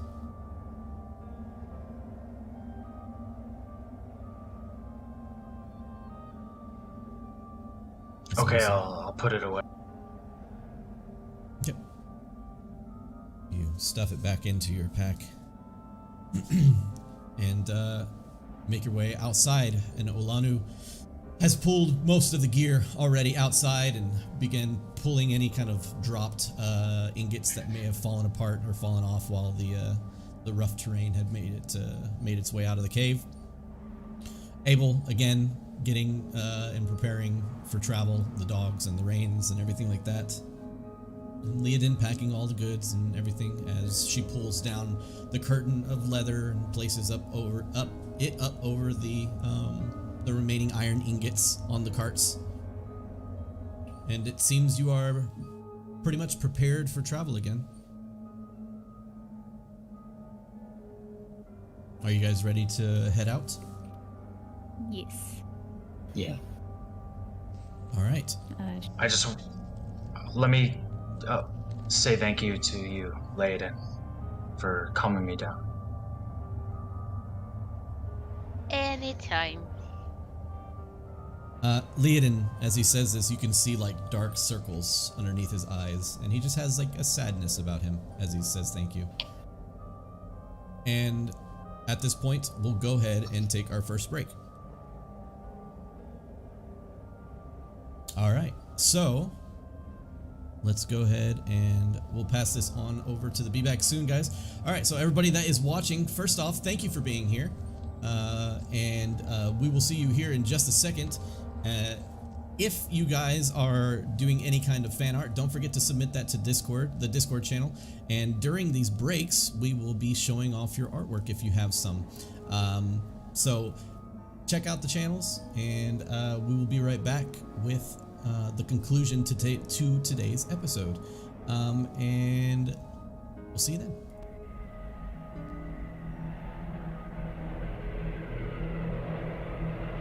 Do remember, guys, that I have not separated the sound, so if you talk in Discord, I will not be able to hear you because I'm going to mute you guys until we get back.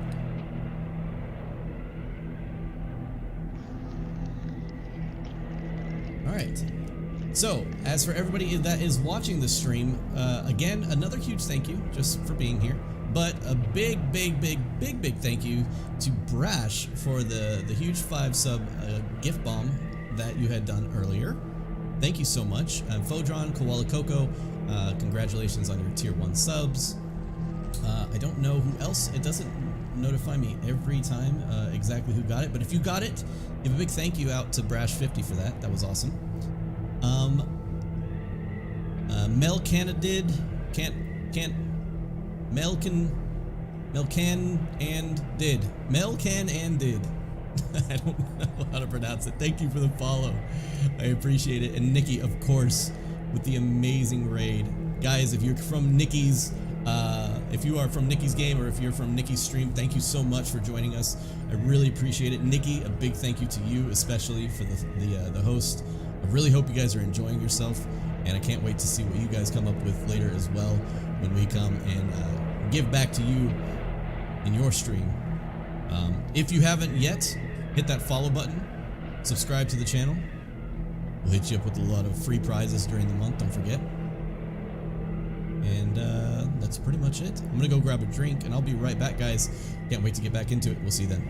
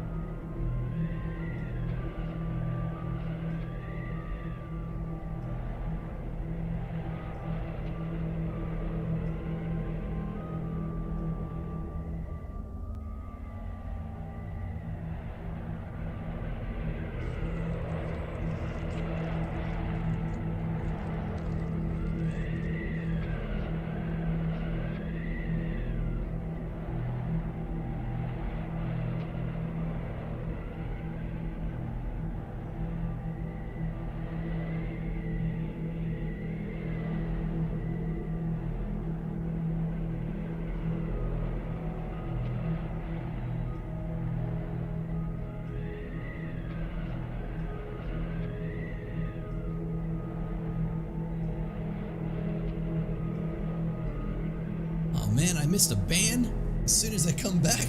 What happened? Is what happens when I leave?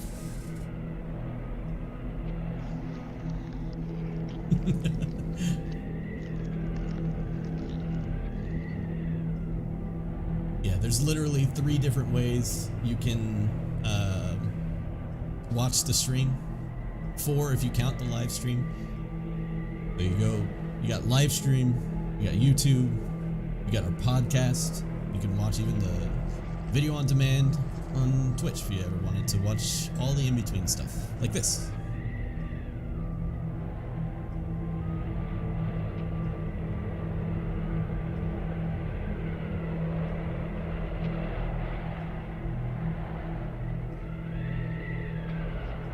But Trebbing, welcome to the stream. Doom, I had seen you earlier. Chicken Alfredo, welcome back. I know I've seen you before.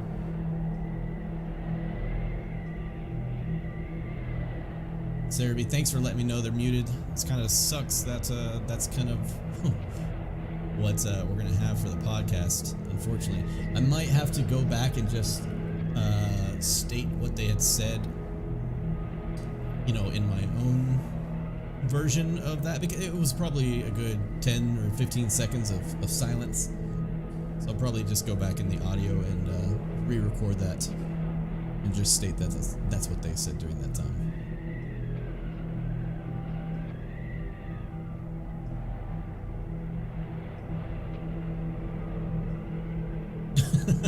No problem, Doug.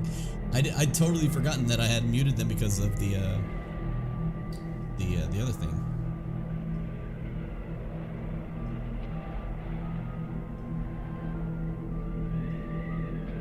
Hope you guys are all enjoying yourselves. I really like this episode so far. It's got some awesome role playing. Hell yeah.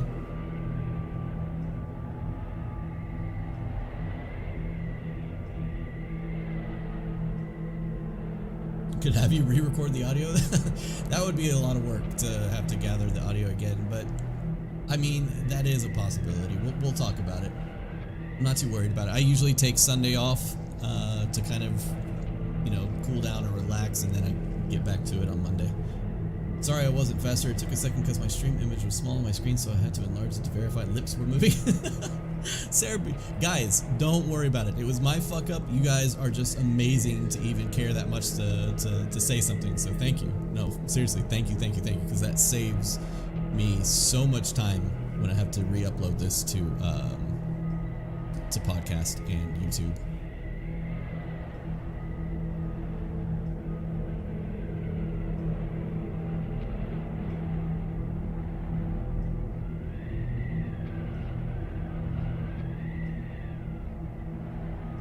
Guys, I want to say that it's been said before, but I would like to reiterate the fact that if we get to 100 subscribers in a month, if we ever have 100 subscribers in a month, I don't mind doing another giveaway of dice during that month as well.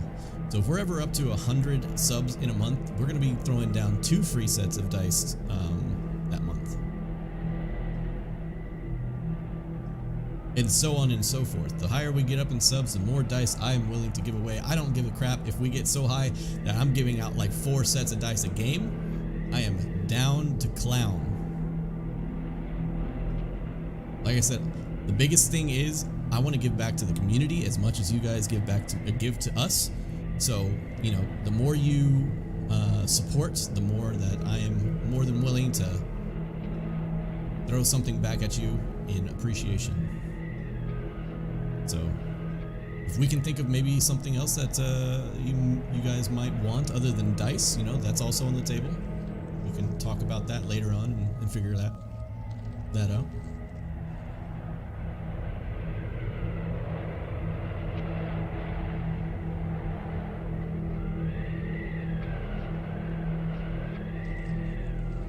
But it looks like we're all back. I don't need more, but I will gladly acquire more. Nobody needs more. Well, I say nobody needs more, but I want more. They're all mine. You know what I forgot to do today's stream? I forgot to show you the dice that I'll be using for today's stream. Unfortunate. When we come back, maybe I'll I'll show them to the camera.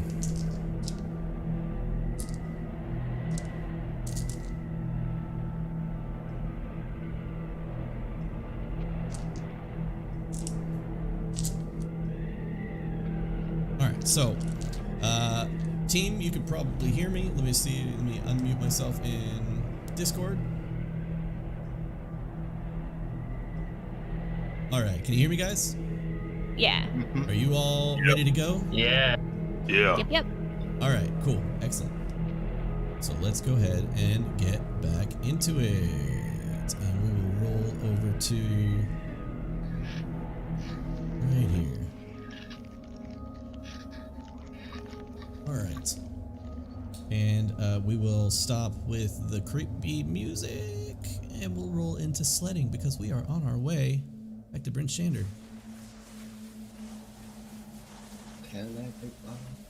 Alright, so as they make their way back to Bryn Shander, I'm going to show you guys real quick the dice that I'll be using this game, or I have been using this game.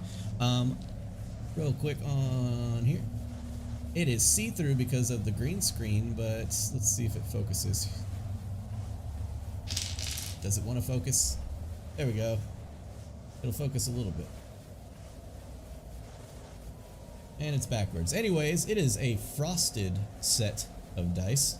Has a matte finish of an ice blue. Beautiful set. All right. So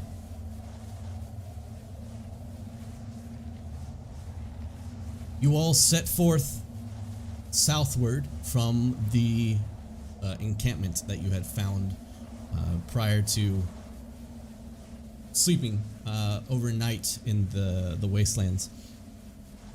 You know that the areas within Icewind are rough, but luckily enough, areas within 10 towns are somewhat well-traveled and kept decently.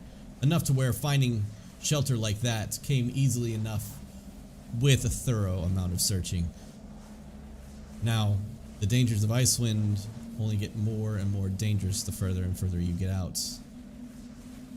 But as you all start heading back now towards Bryn Shander, off in the distance you can see the hill to which Bryn Shander stands upon, the large hill that Bryn Shander kind of stands upon, and you of course can start to see the wooden stakes that create the large wall that surrounds the city off in the distance. Even in the morning time, being it is a light twilight type of morning, the nighttime still persists. So even though you set out at a decent time at around 8 a.m. or so, you know that it's still nighttime.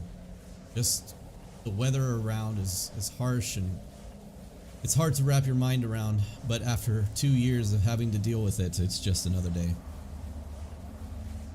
As you push forward, you begin to see, as you're about a mile out of Bryn Shander, you can of course see, like I said, the city's, the town's skyline. But about a mile out, you see several stakes that have been placed in the ground that are about 20 feet in height, but it's a singular pole of wood, and tied to the wood are that of half-eaten corpses of people that you know to be sacrifices to Oriel in order to try and attempt to stop this rime. Now, those of you that don't come from the larger towns, those of you that come from different towns, your town speakers, of course, promised their sacrifices to not be people, but to be things that they can give up. As your towns only have so many people, the smaller towns don't have nearly the amount of people that Bryn Shander has. So in order to give up something, sometimes they'll give up heat. They'll go without fires for a night. Or they'll go without blankets for a night in order to sacrifice for Oriel. And others will sacrifice food. They'll basically give up food for a day in order to sacrifice for Oral. Now, Bryn Shander, being the largest city, doesn't mind trying its hardest in order to give whatever is necessary to the winter goddess. But you pass by these corpses that stand upon these poles, and they stand a good 4 or 5 feet off the ground, and you notice that the area has been cleared away of snow, and a lot of times that 3 or 4 feet of snow is right where the bodies will be put up. So at this time, a large drift of wind has caused the snow to kind of drift off the bottom of the pole, causing them to be up a good amount in the air. Grimly. Do I recognize the bodies? No, as a matter of fact, most of them are unrecognizable due to the amount of just horrible things that have happened to their body while out here on the poles. A lot of them missing limbs. Most of their faces have been ripped off. The surrounding area around the pole is just covered in darkened gore that has seemed to kind of freeze upon hitting the snow and ice around it. I guess I didn't come too far from home, did I? The desperate Yeah, what a fools. shame. I wish people would quit this shit. You know, Go ahead. none of those were the dwarf that hired us, are they? Or I look guess like he they actually were. serves a purpose. Can't argue that. It's certainly not his smithing they keep him around. Has any good ever came from doing this? Depends No. on where you are. No, Despicable. not for here. True.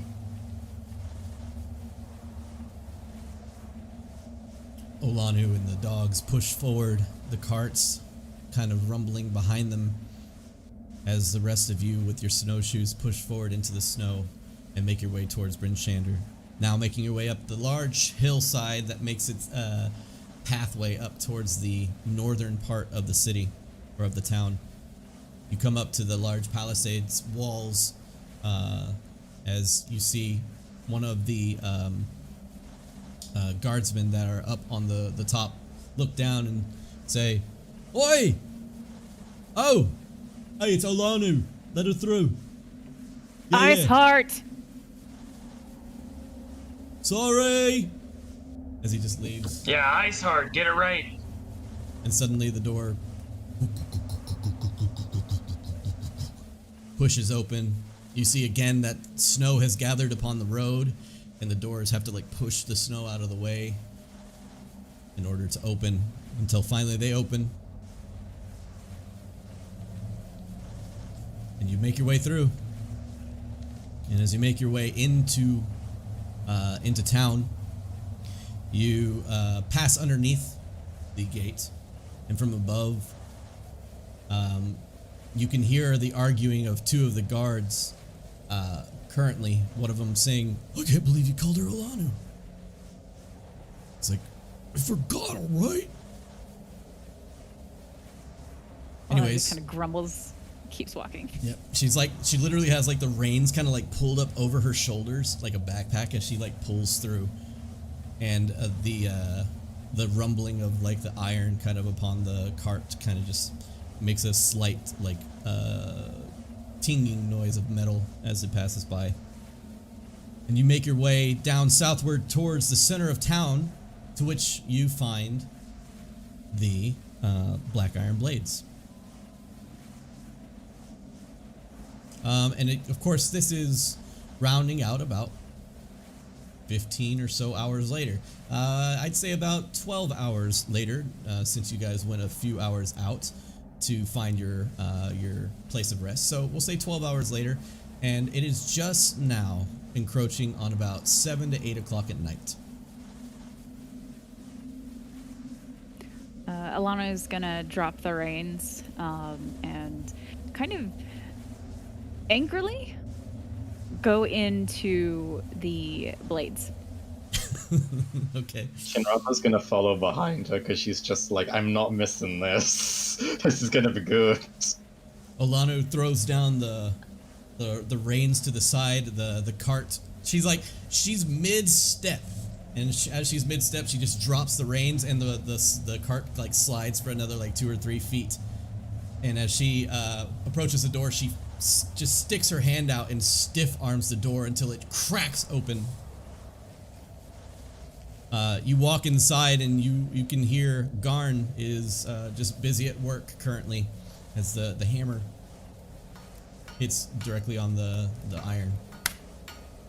And soon you bust open the door. Ah! You're back! You drunken fool! Why does everyone here know my name?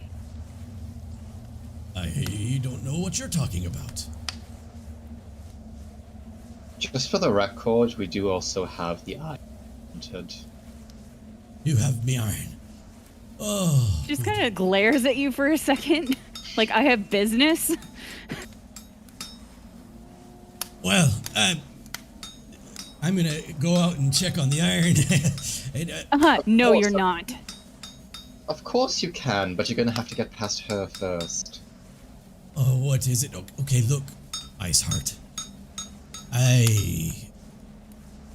It was a slip of the tongue, and suddenly everybody wanted to say it.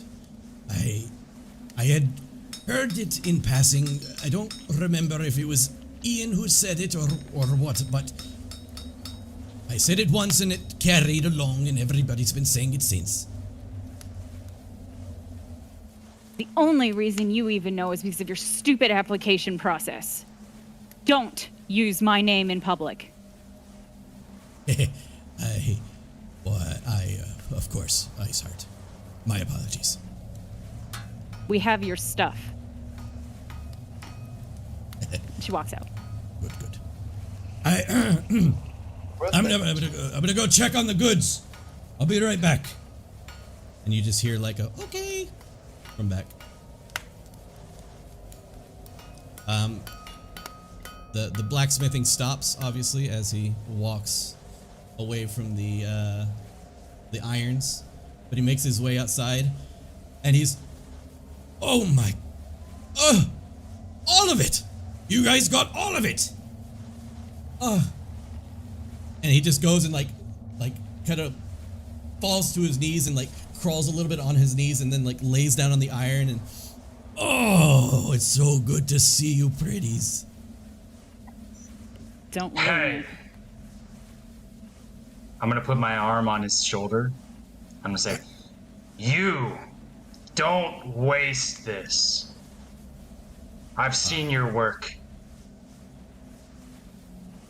I'll try not to take offense to that, but note that it was the quality of the goods and the items that created such shoddy and shit work.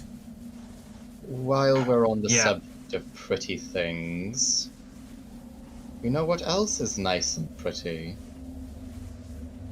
He just kind of looks over in your general direction. What? Bloodstones. Promised bloodstones before you decide to fornicate with all this iron. Well, but come on now. Right, okay. The 3 dwarves that were here earlier. Back out on this deal, and so help me, you'll see why my people are feared. Give me a second, Drow. Just the 3 dwarves that were here. You spent a day out in the snow, so they made their way up to, I believe the town hall earlier. You could probably still catch them there. But to keep up my part of the deal, dear, you of course are welcome to a 10% discount on any of the items that you so would like. Here, So the I'd crafting like of to the talk iron. to you about that. since Sure. we brought back all your iron and not just some of your iron, and that obviously was a surprise to you, I think 10% is not quite what you want to actually offer us. That's interesting that you say it's not what I wanted to offer you, because it's exactly what I wanted to offer you. What are you getting at? Are you trying to extort me now? No. I think what you did to us was a little more extortion. You never said how much iron you actually had. Olanu had, oh, excuse me, I'm so sorry. Iceheart there had to carry half of it all herself. So I think, if anything, she should get a larger discount, especially considering what you gave her originally broke while she was in the middle of things. So, at least on this nice iron here, I think we at least deserve a 25% discount. 25! And he'll look over at Olanu. I need you to roll a persuasion check, please. Not Olanu, but Kind of Leland. grumble.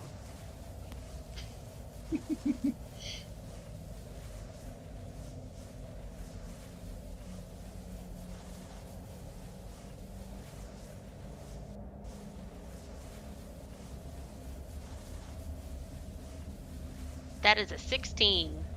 16? 25%.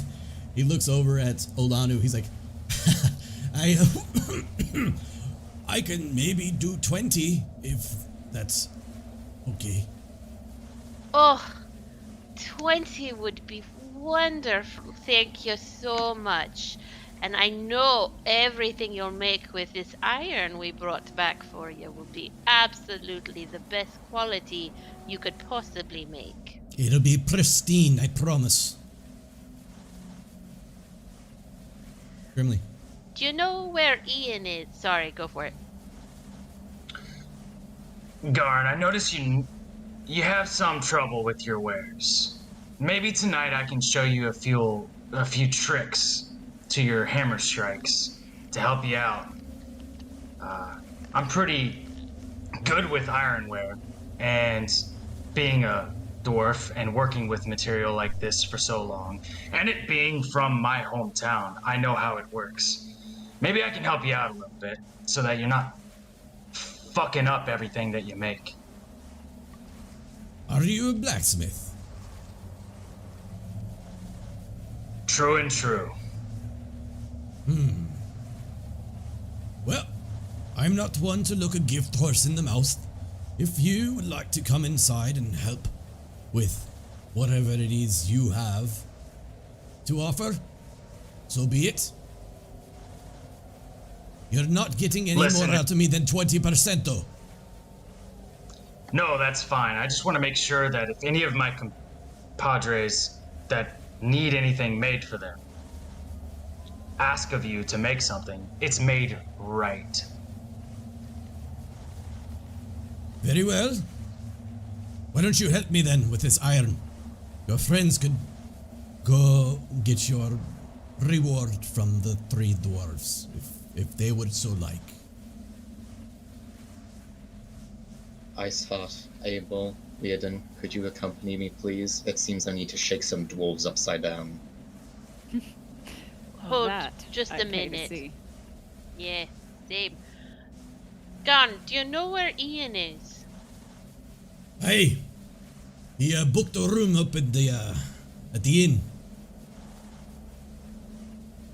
That's all I needed to know. Thank you. He just nods his head and begins to take each and every piece of iron and just like a handful of them at a time and start moving inside. And he like kicks open the door now because the hinge is broken off. And he, as he kicks open the door, he yells inside, "Elsa! The iron! They brought it back!" "Oh, good!" As she runs in from the back to start helping as well.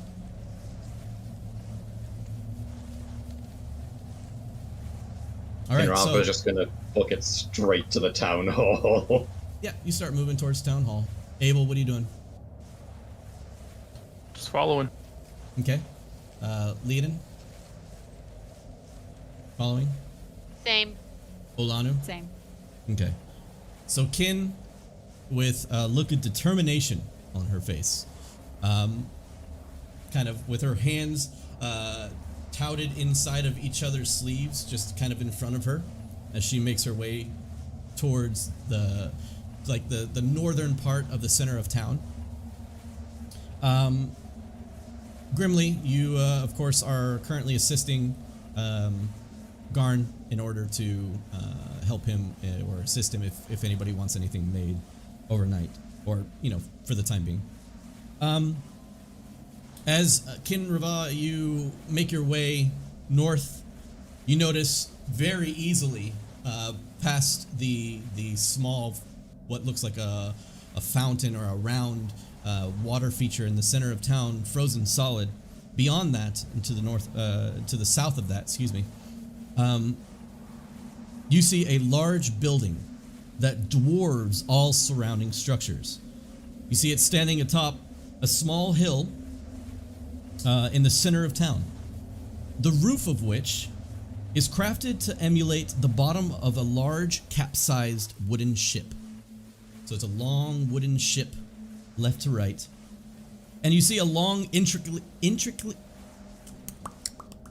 intricately carved wooden beam crossing the middle of the middle portion from left to right, reaching upwards towards the sky at the ends. So it kind of has like a U shape from left to right, and it has like a really cool, intricately carved design within the wood itself. This boat kind of creates the roof of this building. And you know this to be the town hall. As you make your way up, you see what looks like a large sign that kind of dangles in the wind with large icicles dangling off of it. You see a large sign that has what looks like the carving of a gavel on the outside.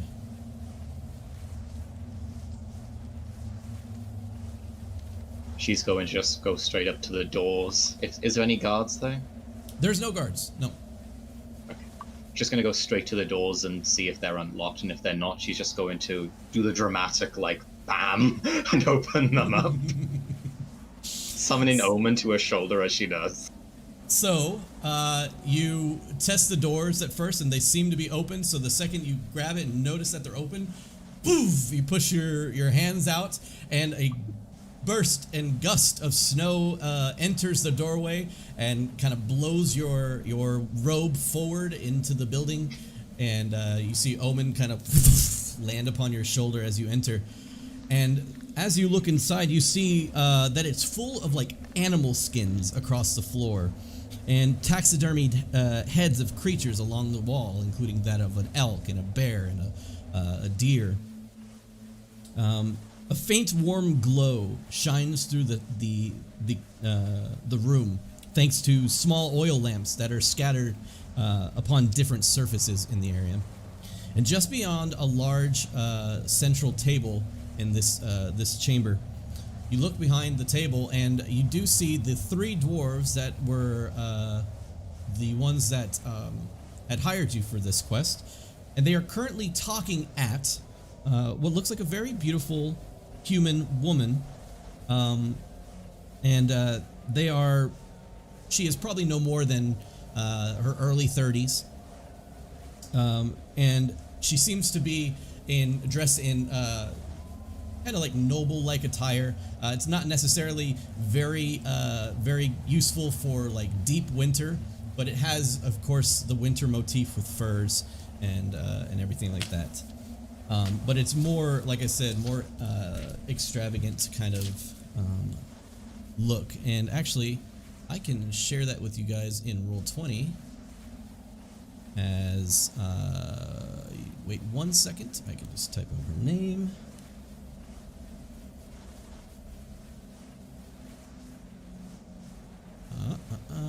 Name characters, and so this is who you see. And currently, for those that are watching the stream, I will show you through battle scene real quick. So now, standing there talking to the three dwarves, you see this woman. And the dwarves are going on about something as they look up to you. Or I'm sorry, as they look up to her. And the leader, of course, Hruna, looks up at the woman and says, "Look, this is no longer a case for money. We just want what you have." The woman looks down at her and she says, "Yeah, what's that?" "The safety of living within these walls." And then That safety won't last long. as they are finishing their sentence, poof, the doors slam open, and you can hear the end of that sentence as they all turn to look at you. "Ah, the drow." And she hobbles over. "Did you get the iron?" Yes, all of it, in fact. "Excellent, impressive." And she goes, "Did you already give it to Garn then?" Yes. "Easy. Well then. The bloodstone. I guess a reward is in order." And she will grab her large pouch along her side, and she will count out 1, 2, 3, 4, 5. And she places the pouch back on her waist, and she holds out a large handful of bloodstones. Kinrava happily takes them, and then turns to those with her and starts handing them out straight away. Yep. Each one of these bloodstones will cut you about 50 gold pieces each. Thank you. Aye. Now, where were we? And she turns back to the woman. And the woman just places her hand out, almost like stopping her from speaking. And she looks at the dwarf and says, "Even within the walls of my beloved town, you will not find the safety you're looking for. There's danger afoot, no matter where you are, and it draws even closer. It's just recently we've come up with a corpse here within Bryn Shander itself. You may find it inviting from the outside looking in, but we struggle as much as any other. We will take you in. But this is no free pass to you, dwarf. You will be assigned work here if you cannot find your own within a 10-day. On top of that, every afternoon before the new moon, a random citizen will be selected as sacrifice to the winter goddess Oril." As she says this, the dwarves kind of like, they just like mouth agape, kind of just like look at her. Okay.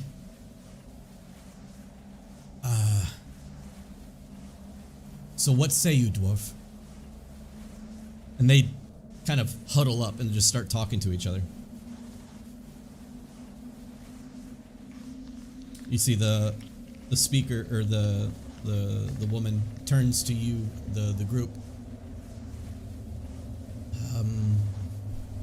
I don't believe I've seen any of you before.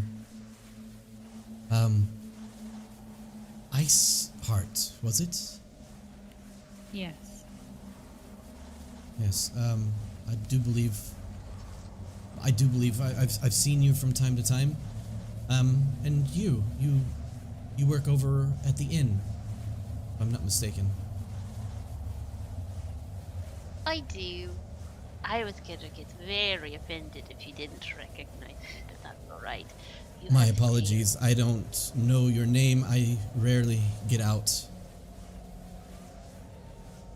That's alright. My name is Nat1Fun. This is my friend Iceheart. This is Kinrava. That one over there is Abel. And you are? A pleasure. As she bows down. You can call me Speaker Duvessa Shane. I am the speaker here for Bryn Shander and all of 10 towns.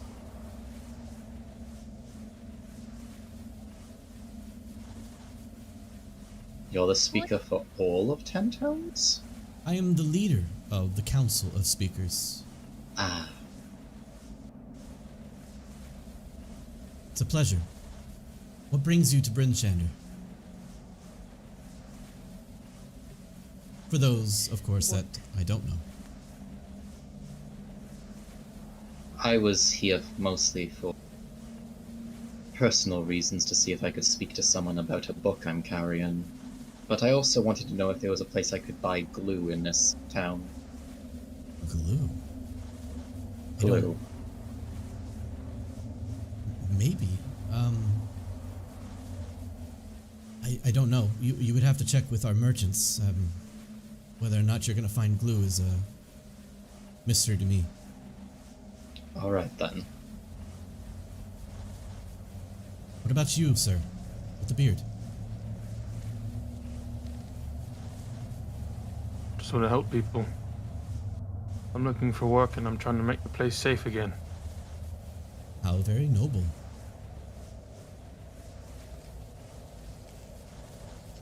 So, Yes.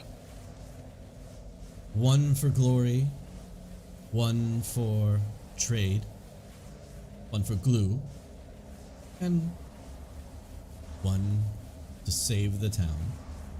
Interesting. What a wonderful group. And as soon as she says that, you've got yourself a deal! As she turns around, she can see the dwarves all holding out their hand as they spit in their hand and they hold it out to her. And she's just like,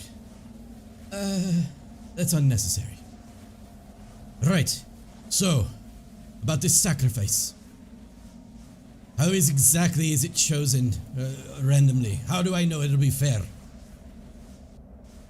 Well, you see, why don't you follow me?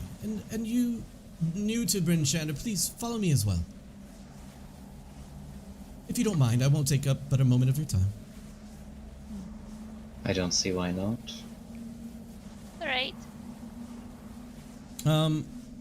Olanu, you've already kind of heard this spiel, but the others, it's and Leodin, but the others, it's news to them. As she takes you out back now, back beyond the back porch of the large building, you enter back out into the snow, and back behind the speaker's house, or the council chambers. You make your way out back and you see a large, like fantasy-sized barrel outside, and you see this thing is probably a good like 25 feet long, 20 feet high, and you see in the side of the barrel you see a latch, to which she walks over to the latch and hits the latch open, and the wooden door swings and lands open. And she takes her arms and pulls it down to where you can see inside of the thing. And all you hear is the sound of like hollow bones clacking together, like on the inside. As you look over, you can stare inside as she kind of like, motions you to look. And she says, "See here, those are knucklehead trout skulls. Each and every member of Bryn Shander has signed their name upon a skull. We add it to the barrel, and, as I said before, every afternoon prior to the new moon, we draw from the barrel. Whoever's name is drawn is to be sacrificed to the Winter Queen. It is a small price that we must pay in order to satiate her needs and hopefully one of these days end this rhyme." This is not going to end the rhyme. Well, according to the people, it is. Fools will believe anything. She walks off. And Olanu, you have yet to do any sort of signing of a knucklehead trout skull due to your nature of traveling from town to town, but Leodin, in the past, you have had to sign one of these skulls and toss it into the pot. Yeah, so she takes the large thing and closes it up and latches it back, close. You can see her latch it with a really big, intricate lock. And you see along the side there's like a large turning mechanism that you can see like 3 or 4 people have to like move up and down to get it to spin, almost like a bingo roller. It causes the bones to kind of rattle and roll inside, and then a skull is picked. The dwarves all stand there with like their hands like scratching their heads and... Well then, seems it's sorted out. Where are we supposed to sign? And she goes to the back cabin, or like the back of the cabin that she is the chambers, and you see a large stack of skulls that line the side of there that have been cleaned thoroughly to be like a glistening white upon the side of the brown wooden walls. She grabs one and she reaches into her pouch and she pulls out a small like portable inkwell and a pen from her gear, and she hands each one of them a skull, and each one of them kind of holds the skull down or like in front of them and kind of looks over at you guys, shakes their head, signs their name on the skull each, and tosses it into the large wheel.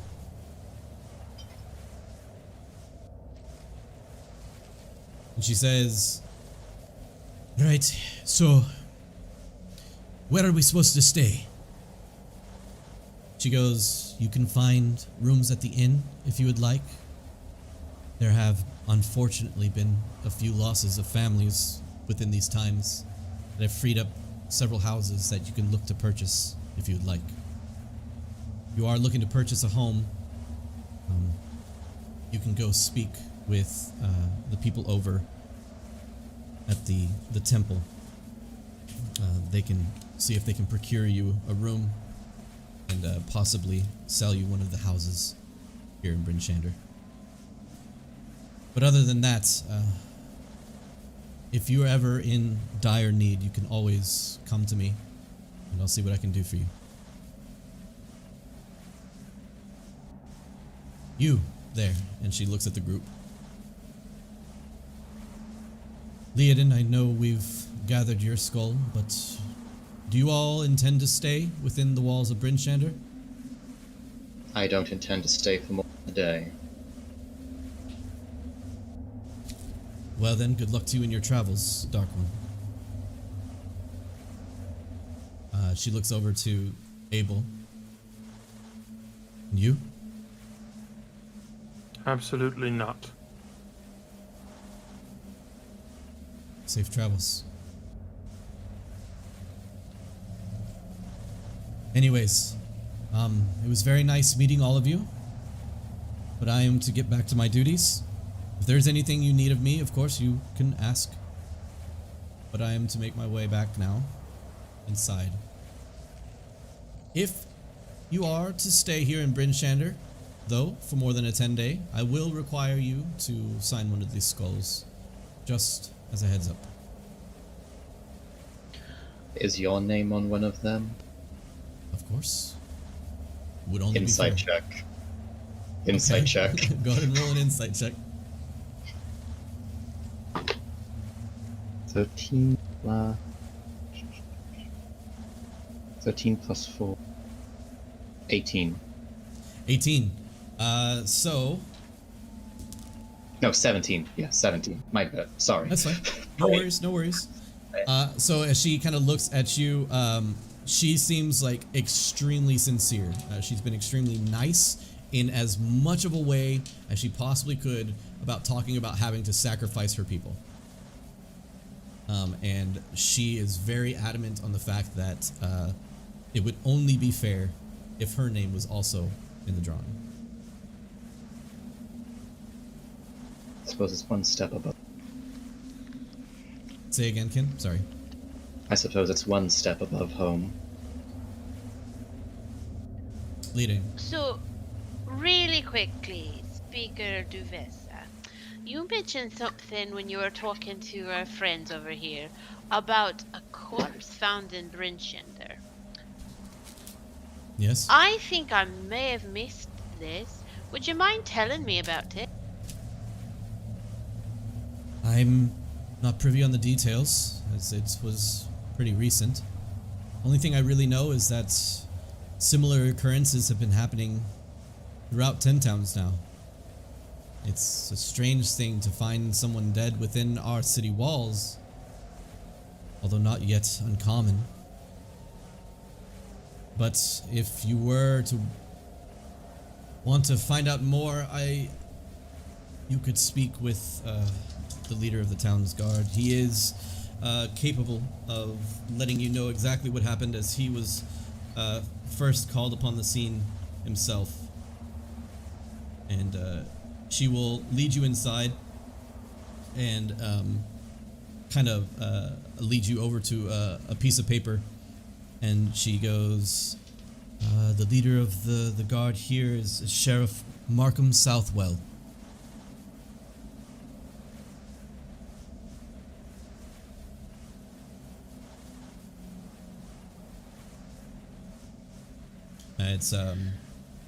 She says that according to the paper, he found the corpse only but 3 days ago.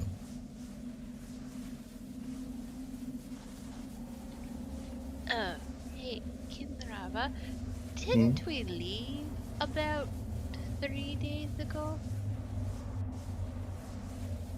I believe we left approximately. At most, it couldn't be. It's just about stretching to 2 days. Just about.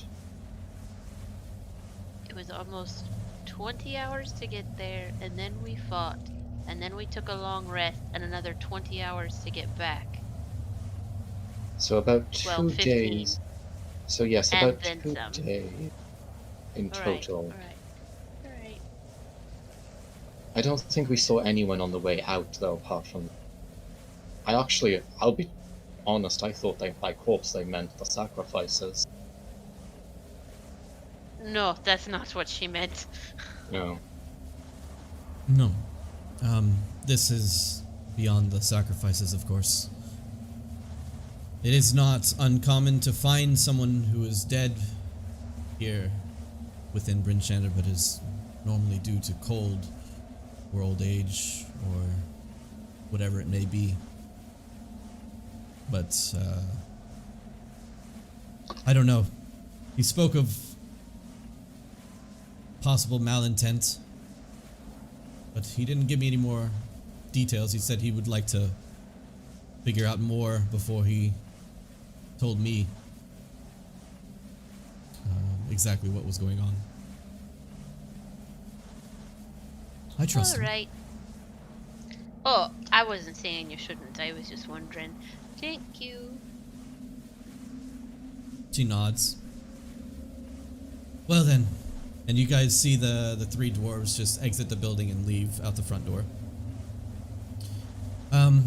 Enjoy your time here in Bryn Shander, and you, elf, and sir, I didn't catch your name. I'm sorry. It was Abel, I believe. Abel, yes. I actually do have a question. Yes, of course. Have you heard any news from Tourmaline? Is everything alright over there? Are you speaking in terms of these bodies being found? Yes. Unfortunately, we've had reports from all the towns who have found something of this sort. Thank you for letting me know. Now, be it the towns that we know that are larger, East Haven and Bryn Shander of the sorts, they of course are reporting findings of these corpses. The smaller towns themselves, they tend to keep them to themselves until something is horribly wrong, or until they're of course in need of Bryn Shander of some sort. It seems to always be a give, and they take. from those other towns, but that's neither here nor there. I will say though that I'm sure if it's happening in the big towns, it's also happening in the small. I've not heard official word, but we can assume. Always assume the worst. Unfortunately, in these times, we do have to. I'll sort of bow and then walk out, and I'll look for wherever Alanu went. Kinrava will follow behind. You see the speaker goes back to kind of like sorting through some paperwork. It was a pleasure to finally really meet you, and I'll talk to you probably later, and you should come hear me play sometime. She looks up to you, or she looks up at you, and you see again a look of sadness, but a forced smile upon her face, and she closes her eyes and nods and goes back to her paperwork. And Leonin leaves as well. Okay. You go outside. Olanu, what were you doing? She would have just been waiting for them to finish their business outside. Okay. Yeah. As you all walk outside now, you kind of gather. You aren't the only one who doesn't like that. It's pointless. I don't see any difference between the bodies that they're finding and the bodies they're making. It's a control method. This Won't way, really at run least out of it's safe. people. True, but you have to think of it this way. It's unpleasant, but if they are randomly picking people via this poll, it means that the crowds themselves aren't going around finding someone they don't like and murdering them as a sacrifice personally. Yet, what happens when they become more desperate than they already are? Then this breaks down very quickly, and I don't plan on being here when it does. No. I make a point not to stay long. As someone who's also come from a place, sacrifice means very little to those you're doing it to. As you guys are talking, the door opens yet again. As you guys are kind of talking right in front of the building, she opens the door, and she has like now like a furrowed brow as she kind of looks at the group, and she says, "Hey, I know this is a reach, but if you were indeed looking to help," and she kind of looks over at Abel, she's like, "Word is being spread of different things going on around 10 towns. If you're interested, I could tell you of something that might pull your ear." Please, go ahead. She kind of like looks down for a moment to gather her thoughts. She says, "East Haven, have you been there?" I have, yes. "Then you know it's another large town, quite like Bryn Shander itself. Not as big, but it is still quite large." She says, I was actually planning to head good. there after. I was actually planning to head there after I leave here. "Well then, serendipitous, as it seems they've caught an evil wizard of some sort. Said they've killed adventurers and civilians alike." Wizard? "Yes, a wizard. The town militia plans to burn the wizard at the stake for her or its deeds." Did they have proof? "Of course. A burning corpse next to a flaming hand." Was it provoked? "Do not know that much detail, as I was told they had found a murderer. But the captain of the guard there is looking for people quite like yourself to help in a task that may be related. I don't know what it is, but he said that he is looking for people." Defense is different than being an executioner. Yes, but actually, she sort of sighs a bit and then looks. I know this is. I know you don't have much reason to trust me, and I'm sure Grimley's talking book certainly doesn't put any ease in people's minds, but could we please go to East Haven to look into this? This is something that interests me, but I do have other business in East Haven I'd like to get dealt with as quickly It gets as me out of possible. here, that's fine, but I will not help them kill someone I am not sure is guilty. Oh, I completely agree on that front. Despite she sort of goes quiet at that and glances a little bit back at the speaker. If No it's- life is. If it's too much for you, again, I've been notified of other happenings around 10 towns. I'd like to look at East Haven first. I do have business there, and then she looks back at Alanu. No life is a small sacrifice.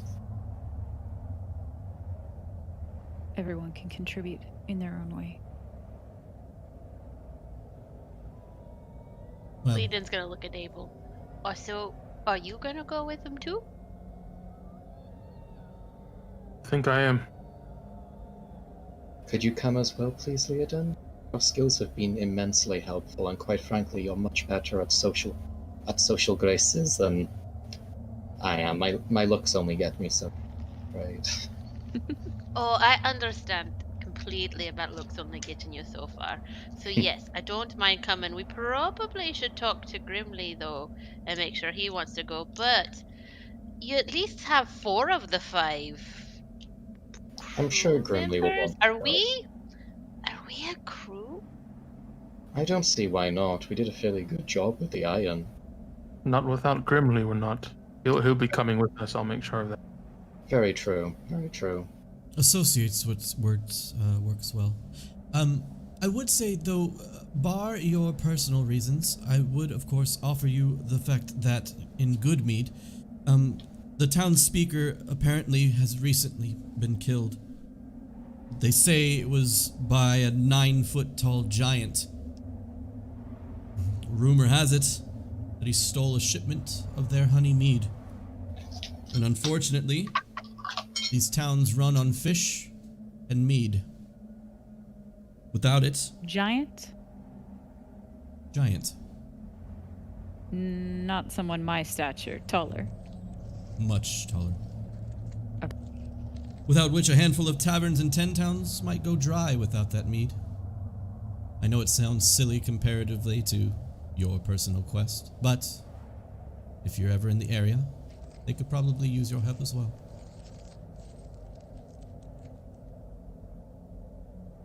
Alright. So, that is all from the town's speakers, what I've heard.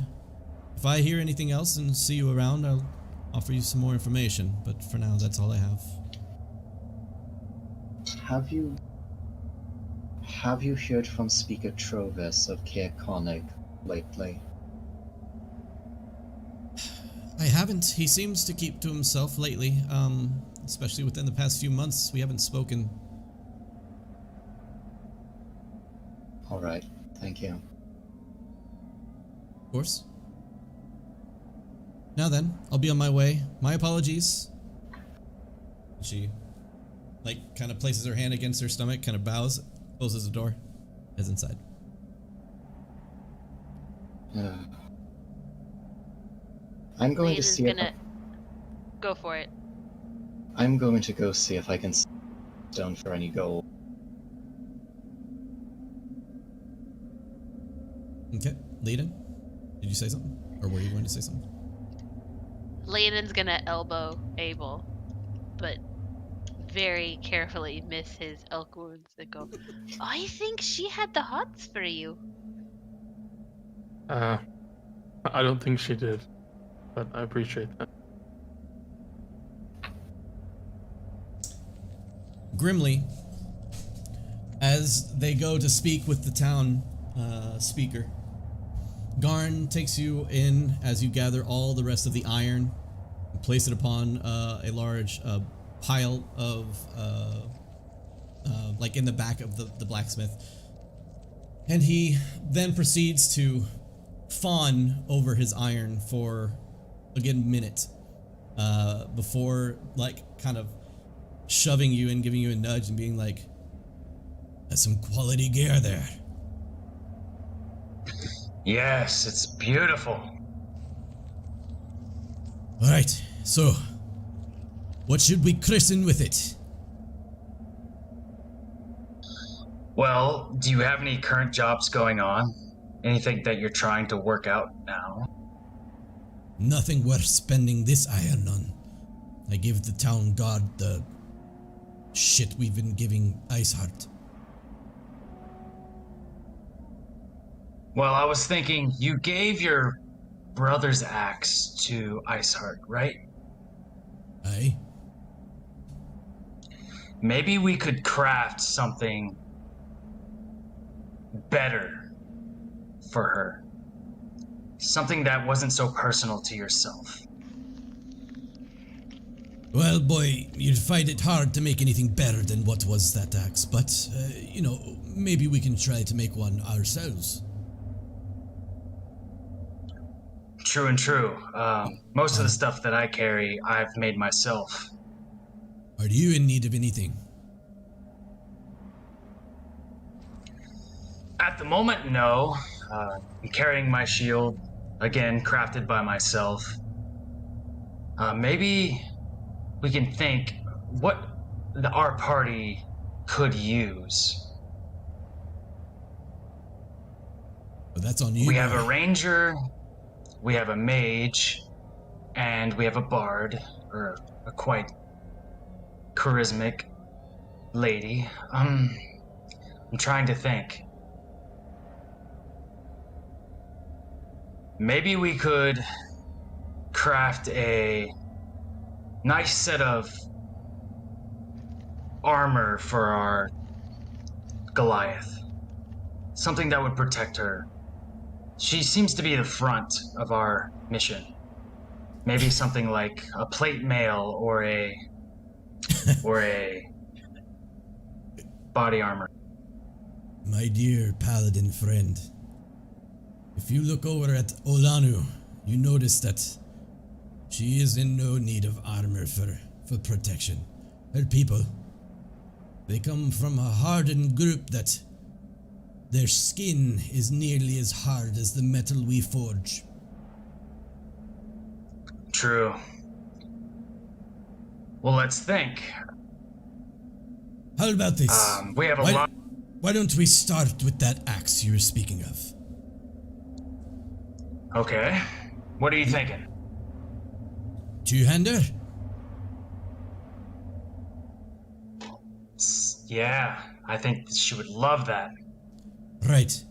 Then, why don't you go ahead and start off the forge and get it going, get it heated up. I'll gather the material in the molds. Okay. Let me show you some quality hammer strikes. He just laughs, and he leans around the corner. He's like, Elsa, get a load of this guy. Okay, let's go. Let's do it.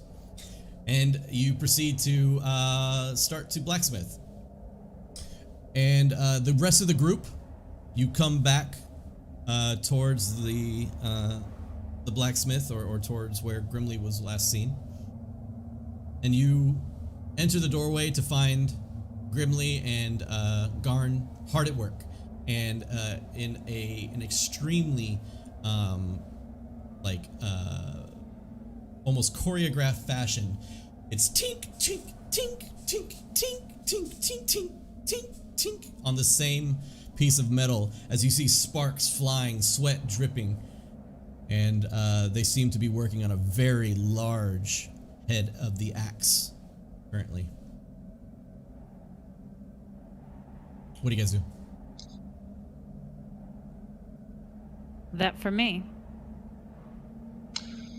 I have to say, Garn, working with you is actually exceptional. I'm actually surprised, given the work that you've been doing. I've been trying to tell ye. It was the quality of the goods. Anyways, I'll take that as a yes. I learned She from me says brother. she nods to Alanu. I learned from me brother. He was quite a blacksmith, better than I, in fact.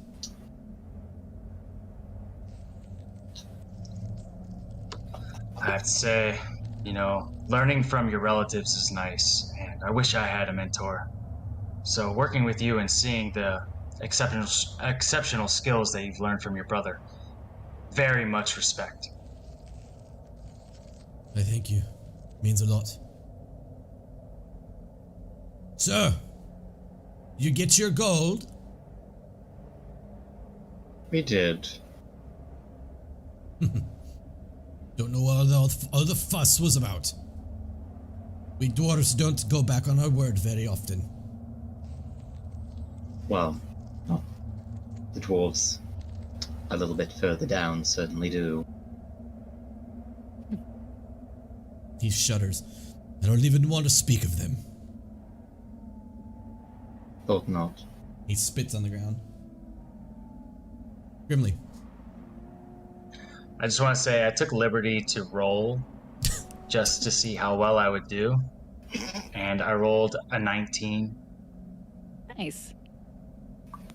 If you had rolled a run on another axe, oh my god. Alright. Well, yeah, so what do you guys do? Currently, it's going to take a lot longer than, a trip to see somebody to craft a weapon, so. Leodin wants to go see Ian and pay him the rest of the money for the dogs. Yeah, that's a good idea, actually. Okay. So you want to go back over to the inn, yeah? She should probably also talk to her boss. Okay. Where did we leave the dog? Just outside. Out front with the cart. Oh, okay. I was about to be like, oh no, did we lose the dog? No, they had been parked like right outside where you guys pulled up. Okay. As a matter of fact, Garn, or not Garn, but Elza would have taken them out to like the side of the building to their, where they're normally placed, outside with their bowls and their food and all that good stuff. All right, so that being said, Grimly, are you going to continue working with Garn then? Or are you heading to the inn as well? At this point, I think that I've taught him as much as I know, just as far as hammer strikes, and I'm kind of like surprised at how well he's doing. So I think at this point I'd like to convene with the rest of the group and find out where they've been. All right, no problem. And as you kind of like step away from the forge and wipe the sweat from your head, you feel like a wet slap of sweat, but like a big hand kind of slap against your shoulder. And he looks over to you and he says, I'm impressed. I can see that shield means a lot to you. I'm very happy that you were able to build it yourself. And he goes, And if you're ever in need of anything else, repair or build, I'll save some iron for you. well, Garn, at first I was doubtful of your ability, but at this point, I'm quite surprised, and working with you has been a pleasure. If I need any help, for sure I will come to you. Aye. And he just fucking slugs you in the shoulder. You slug him back, and he basically just has like the biggest like smile on his face as he turns back and goes to hammer. You can see him kind of like roll his shoulder. I hope at this point he's got a confidence just built up in himself. Oh, for after sure. all With the hate. every hammer swing, you can see it's like way more sparks are coming out. All right. So Leodin, of course, wanting to head back to the inn. Are you guys all going together? Or are you doing something different while she goes back to the inn? Kinrava's Going going to to see if she can sell the bloodstone. She's also going to see if she can buy glue and some paper. Okay. Yeah.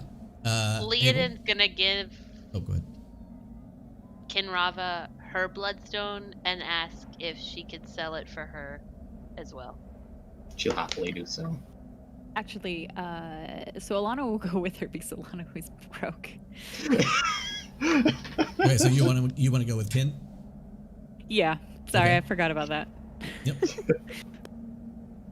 Abel? What's Grimly doing? I think he was going to go I'm with Leon. traveling with you. I'm gonna travel with the rest of you now that you've come back. I think Leon's going to the tavern, so choice there. I have a question about the bloodstones. Are they like gems or are they like stones or like precious gems? They're Gems. precious. They're gems. They are cut stone. They are cut gems of this already reddish, cut. deep red. Huh? They're already cut. Yes, they're already cut and they're formed in order to make that 50 gold worth. Otherwise, it's just a raw, raw stone with like the red in it. That would be, of course, much less. It's the artisanship that makes it the price it is. So I will go to where Molly and Sarah are, Okay. and I'll just sort of go hang out with them. And then I'll pull out the bloodstone and I'll pull out my jeweler's loop and my tools, and I'll just kind of put it up to my eye and just look at the bloodstone for a little while. Right on. Excellent.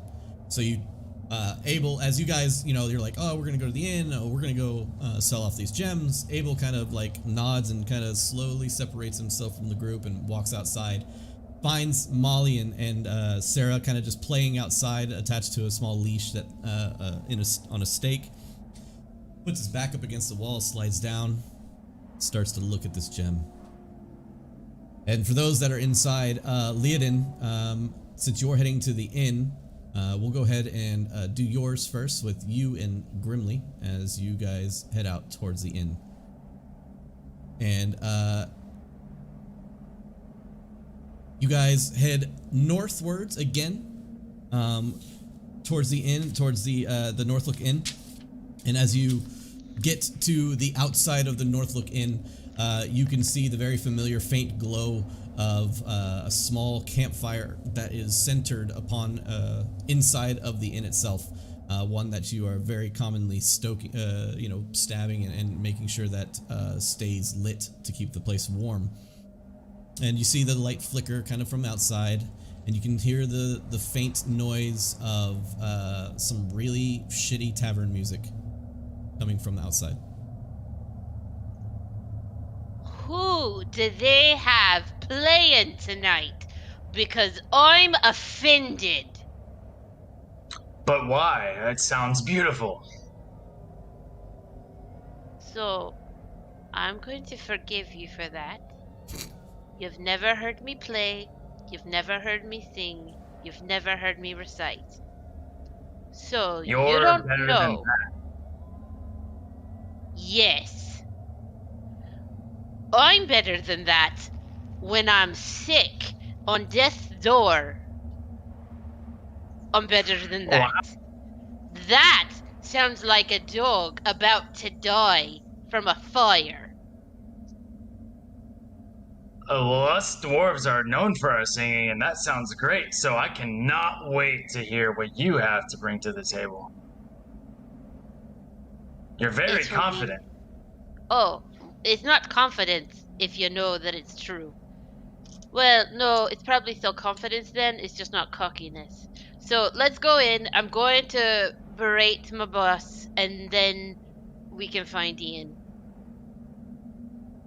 Alright, sounds good to me. I can't wait to sit down, have a drink, and listen to this. You walk into the Northlook Inn again with the symbol of a star kind of showing forth the symbol of the tavern. And as you walk in, you can hear the kind of offbeat and horribly pitched flute that is being played in the background. As you see a couple of people that are sitting relatively close to him are squinting at every one of the missed notes and high-pitched squeaks that it sends out. But you see now that the person that's playing is probably no more than 15 years old. It seems to be a young boy who is currently just enjoying himself up on stage. And every time he makes one of the high-pitched noises, you can see him kind of cringe himself and then look with one eye open and continue playing. It's So beautiful. quickly, I have a quick change of plans. You sit, get a drink. I'm gonna go relieve this poor boy from his misery. Give me like 10 minutes. Okay. Theoden wants to yes, go I up will- to the stage and basically flirt with the child and get him to leave without hurting his opinion, without hurting his feelings, and then play for 10 minutes just to keep the people just like basically go, here, you had to sit through that. Sit through something better. Well, as you approach, you notice, of course, this is Sammy. This is the boy that was hired in your position in order to kind of fill in the space while you were gone. You know for sure Sammy has never played an instrument in his life, and he has really only kind of been here to do the heavy lifting and make a few extra coin here on the side. But since your absence, it seems that he was asked to maybe add some entertainment to the night, as the sound of the wind beating against the windows and everything like that has kind of saddened the whole look of the tavern. But now with him playing, it seems that it might have been better the other way around. And you approach him, and he sees you, and he's, Leoden, oh thank God. What are you back?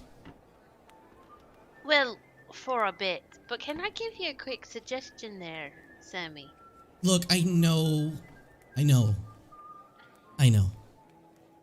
What is it, Leoden?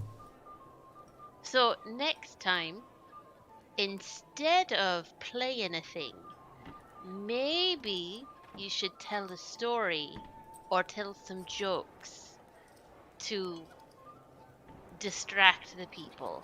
Because while your flute playing isn't as bad as you think it is, it's definitely not as good as you might think it is. Oh, believe me, I'm in no sense of utter lying to myself. I know that my playing is utter garbage, but you know, when you're trying to make money here, that's pretty much what you gotta do. Just do what you gotta do. Anyways, Leoden, I'm so sorry. I didn't mean to. If I besmirched your name in any way, you know, for the inn, I really hope that you can, of course, make it up. I'm gonna go, and he just kind of like reaches out and like hands you the flute. I'm just gonna go. I'll help out in the back if he needs help. Why don't you go do that? And then finally, you hear somebody from the crowd that's kind of sitting close. You hear, "Oh, thank the Ice Lord."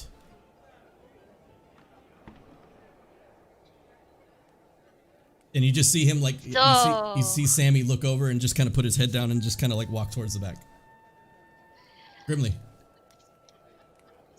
Insight check. Did I hear "Thank the Ice Lord"? You can roll a perception check.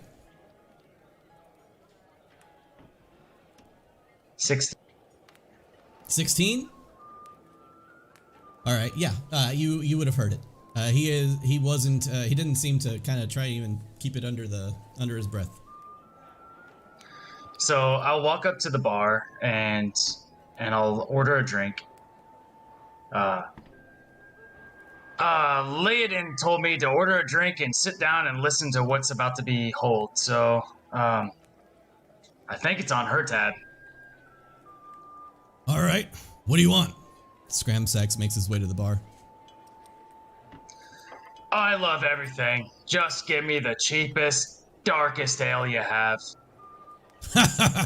You act like we had a choice. Sorry, you're new here. You get mead.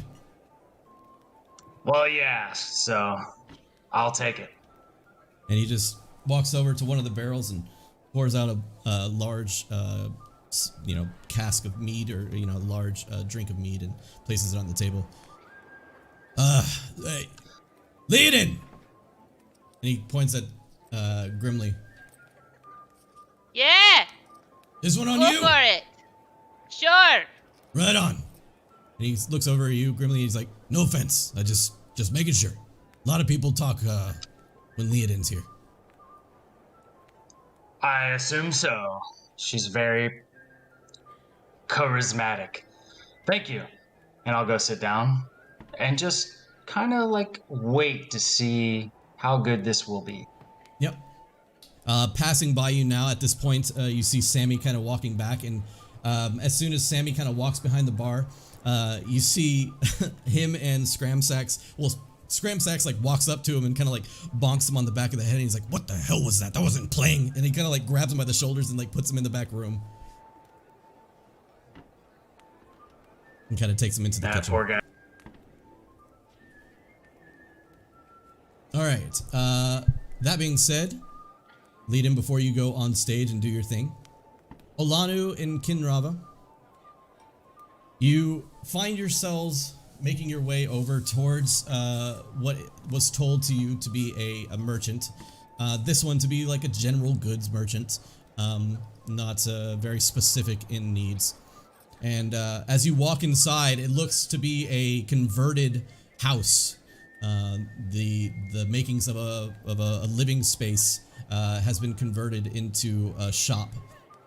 Some things are set on the ground on top of skins, on top of like tanned skins and furs, and some items just kind of dangling off the wall. But you see a general store.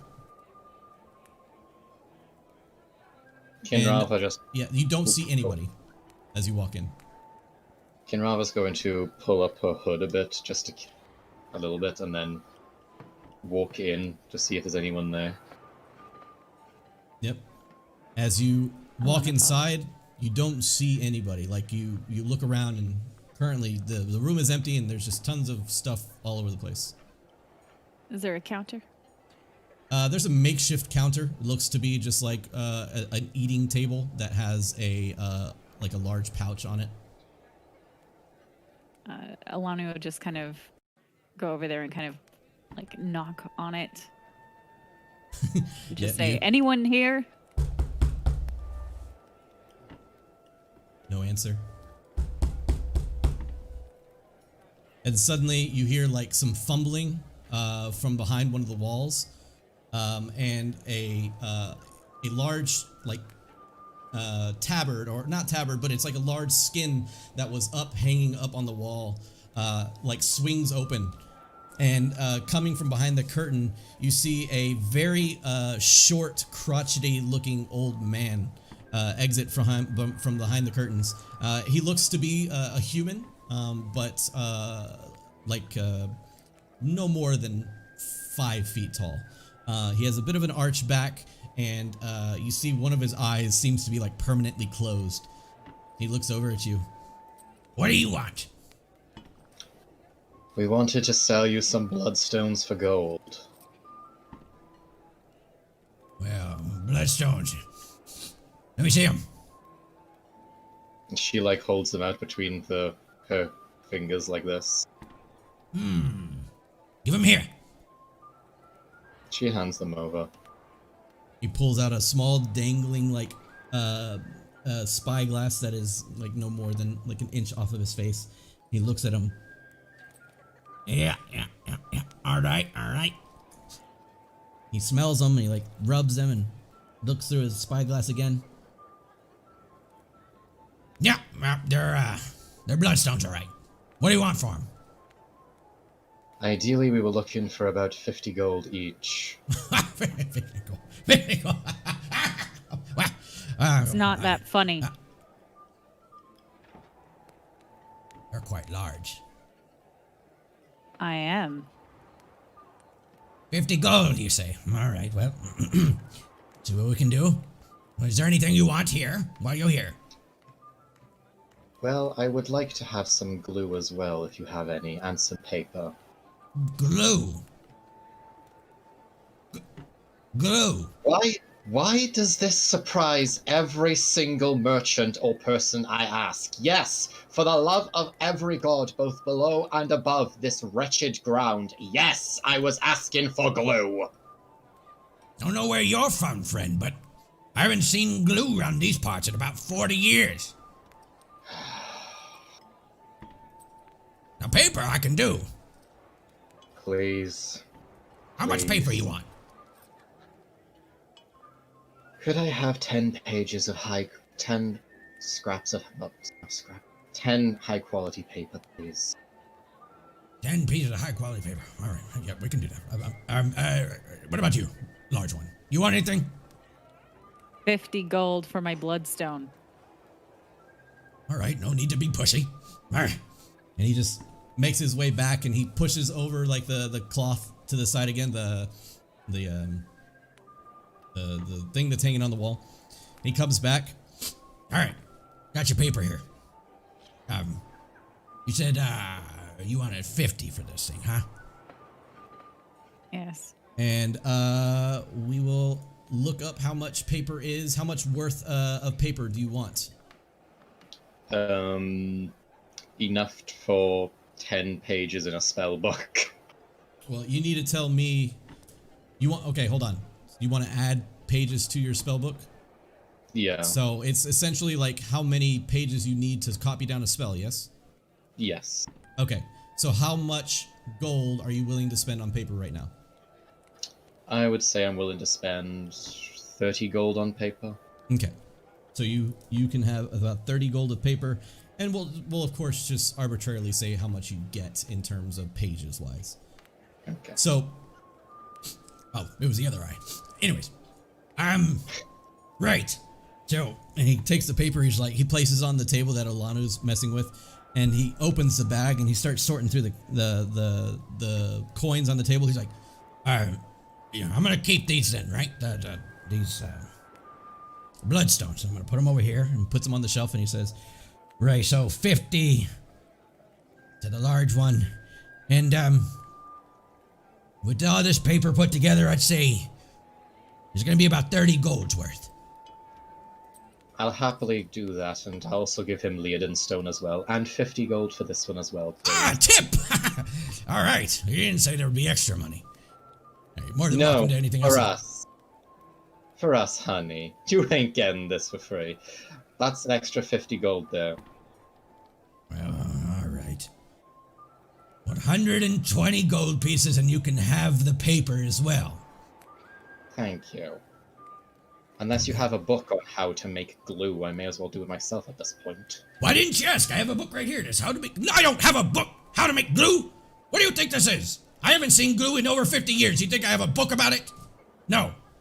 Anyways, are you done? Is that all? She just looks over at Olanu. Anything from you?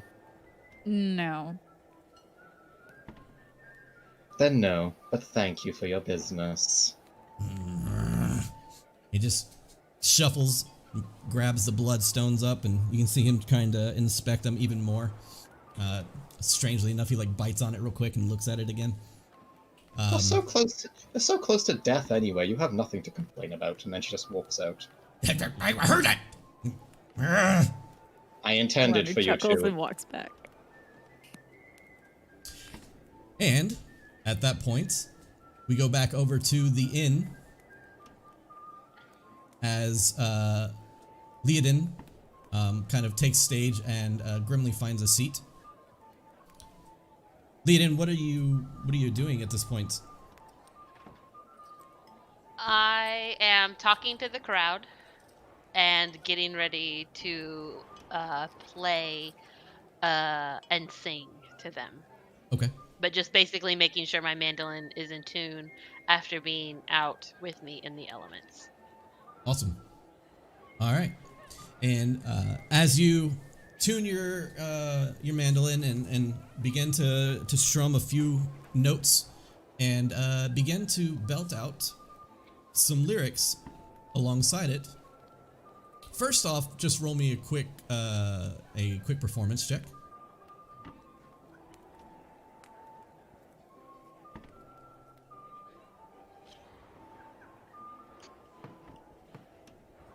24. Yep. As predicted, Leodin has completely enraptured the patrons within the inn. There is probably no more than like 10 people total in the inn. It's popular, but a lot of times people just come here for a drink and then leave. But there are patrons that do come to stay and hang out and listen, and they seem to be the regulars. Leodin, you notice that they're pretty much the regulars that come around. And as you are singing and in the middle of your number, coming down the stairs from upstairs from one of the rooms, Ian begins to kind of like walk downstairs and sees Grimly as he kind of looks over at Leodin as she's kind of mid-song, and he gives her like a wink and, you know, waves at you and gives a heads up to Grimly and moves over towards him, and he just kind of sits in the chair next to you. Hey, welcome back. Grimly was so enthralled by Leodin, and he's just like, oh, hey. Yeah, she'll do that. She has that effect on people. So, you guys run into any trouble? Yeah, interesting. We didn't see a Yeti, but we did run into some trouble. I knew that Yeti shit was so bull. Anyways, what, you said you ran into trouble. What happened?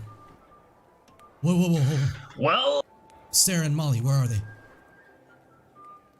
oh, they're fine. Yeah, we took good care of them. Trust. We fed them. We made sure they were warm. We didn't overrun them. They're good. They're outside the Black Iron Blades. Excellent. The rest of your party, are they okay? I don't see them around. Well, Leodin's up there doing her thing, and the rest, I don't know where they're at, but everybody's good. How are you doing? I'm tip-top shape. What can I say? Eating and drinking for an entire day? Much better than going across these crappy-ass lands for whoever knows, or who knows for how long at a time. Yeah, it's shitty out there. So, you got the goods though, yeah? Yes, yeah, we secured the iron and brought it back. No problem. Good, I hope Garn can actually do something with this shit.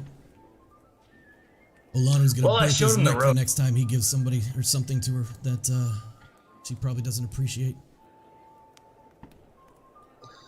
I know her by Iceheart. You might be more familiar with her, but I know she doesn't like that. Yeah. I've seen her nearly break some legs because of it. I can imagine she gets kind of angry when somebody says Alana. I think it's just a personal thing, but anyways, her and I kind of go back, not too far, but well enough that we've covered each other's backs plenty of times. She's cool though, right? Like, no worries, she just does her job. I mean, that's literally what she's there to do, is do the job. Just don't get in her way while she's doing it, you know what I'm saying? She'll handle it. Yeah, I get that. So, any word about, like, how's the town doing? When we came in, we saw 2 bodies hanging. What's that all about? You mean the sacrifices? Where are you from? Yeah, I came into town the other day, and that shit is crazy. They're sacrificing people? I mean, yeah. Where are you from? I'm from the Kelvin Cairn. We don't do that. Coming into town and seeing the bodies hanging, I don't get it. I don't know, some crazy shit, but right now Brindshander's all about trying to stop this everlasting rhyme, and hell, that's the only thing that we've been trying to do. I feel like it's working some days, it'll be brighter, then other days it's darker than shit, so I don't know. Yeah, I was wondering about that. Has it worked at all? Some days it's better, some days it's not. Interesting. I don't know. seems what the people agreed on. And that's what we gotta deal with now. Are you okay with that? Fuck no, I'm not okay with that. Are you kidding me? Why would I be Right? okay with being It's fuck- sacrificed? No, right? Like, that's fucked up. Look, all I gotta say is we're each out here on our own, just trying to make a living, same as you. We don't need any more, shit coming our way in terms of things trying to kill us. But, you know what? In these times, everything's fucking crazy. So, what's another sacrifice here or there? It's a lot. That's a life, right? I gotta say, I appreciate you lending us your, like, Sarah and Molly. They did such a great job. Yeah, they're good pups. Absolutely. Leadin over there, she say anything about me while you were gone? Layden, not much. Only appreciativeness over the dogs. Does she know you that well? I mean, I am Ian.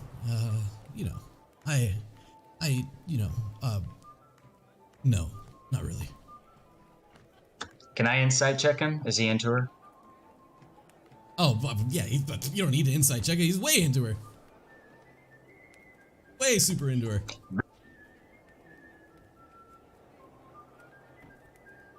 But anyways, All right, oh, good. I mean, I could put a good word in for you if you want. I mean, I'm not telling you should or have to, but man, if you're willing to, I'm not gonna stop you. I don't know, man. She seems out there. She likes attention. I can't say she's gonna be against it or for it, so honestly, it's probably a waste of time. Well, I mean, if you're not gonna tell her, just fucking tell me you're not gonna tell her. You don't have to say it like that. Look, anyways, it's good catching up with you. If you got your shit done, I'm gonna go talk to Leadin real quick, and I'm gonna head back out to see the dogs. Good luck. Thanks. And he kind of taps the table a couple times, and then walks forward towards Leodin, and just kind of crosses his arms until, Leodin, you finish your song that you were currently singing. And he's just kind of got like a side grin. And you finish, and everybody in the tavern gives like a grimly in the back. Yeah! Everybody else just kind of like looks over at Grimly and then back to what they were doing. Really drunk. Grimly's just super drunk already. You see The Scram. lightest of lightweights. Yep. You can see Scram Sacks and Sammy. They seem to be kind of cleaning up the back room and everything like that, sweeping, getting drinks and everything. But anyway, standing in front of you, you do see Ian. I kneel down and say, "Oh, Ian, thank you so much for letting us use Molly and Sarah. They were wonderful, and I know we owe you more money, so here you go." And she hands him the second half of what they owe. Right on. So, you hand him the gold. He's like, well, shucks, Leodin, I didn't know that, I didn't know you cared so much that you were actually gonna give me the gold. Look, I'm just happy to see you're back and safe and sound. You still got the voice upon you and here entertaining everybody. Did you think I wasn't gonna come back? Were you worried Oh, about I was- me, Ian? Just, I just wanted to make sure you were alright. Well, that's very sweet of you, and I appreciate it. But there was almost no incident, and the dogs were wonderful. So, thank you so much. I'm glad they treated you alright. They're good dogs. I like them. been stuck with them for a while now, so. Anyways, speaking of, I'm happy to have gotten my gold, and hey, why don't you take this? He flicks you like 2 gold pieces. Just say it's for the singing, yeah? Oh, thank you. I really appreciate it. I'm glad to know there's at least someone who likes my voice here. You know, and he just turns around and like walks away. His face beat red, and he kind of just beelines it towards the door. One more song. One more song. And at this point, he starts heading out towards the puppers, and he makes his way around, and he can see Abel working at kind of inspecting this gem and giving the dogs a pat. Abel kind of just seems to be leaning up against the wall with like one leg up, kind of like his knees up. Hey, you all good? Yeah, is everything all right? Yeah, no, I just came to check on the dogs. You like dogs? I don't dislike dogs. All right. I'm just gonna, if you don't mind, I'm just gonna feed them and pet them and stuff and see how they're doing. Don't mind me. Get back to whatever the hell you were doing. And he just kind of walks over and starts to just mess with the dogs. And as soon as he walks around the corner, he like the second the dogs spot him, they like jump up and like jump up on his chest, and he catches their legs and like starts to dance with them for a second, puts them down, and then kind of sits down and lets them like lick all over his face. Good to see you too, girls. Hey, you were with the group, right? You went on with them. Yes, I was, yes. Everything went all right then, I assume. More or less. You sticking around for longer? What? Don't think so. I think we're all gonna head out to East Haven, I believe. All of you? That mean Olano too, or? I thought she was. Oh. Okay. Okay. Leiden also coming along with you guys, or? Yeah, yes, she is. Are you friendly with Olanu? Yeah, I mean, her and I go way back. We've had some scuffles, but yeah, we go back. I'd be careful about calling her Olanu, though. Oh yes, I forgot. She put on quite the display of strength out there in the cold. Yeah, more than I've ever seen. She's insane. It's crazy how strong they are. The Goliaths, I mean. Yeah, I've never seen one before her. Me neither. It's kind of ridiculous. Seems all the stories are true, though. Skin of ice, and able to lift a moving cart. Have you seen her little friend? It's like a little griffin thing. Yeah. Tends to keep that one close to the hip, though. I might have to get me one of those. Good luck. I heard they only come from the mountains. This is a you, bit unrelated.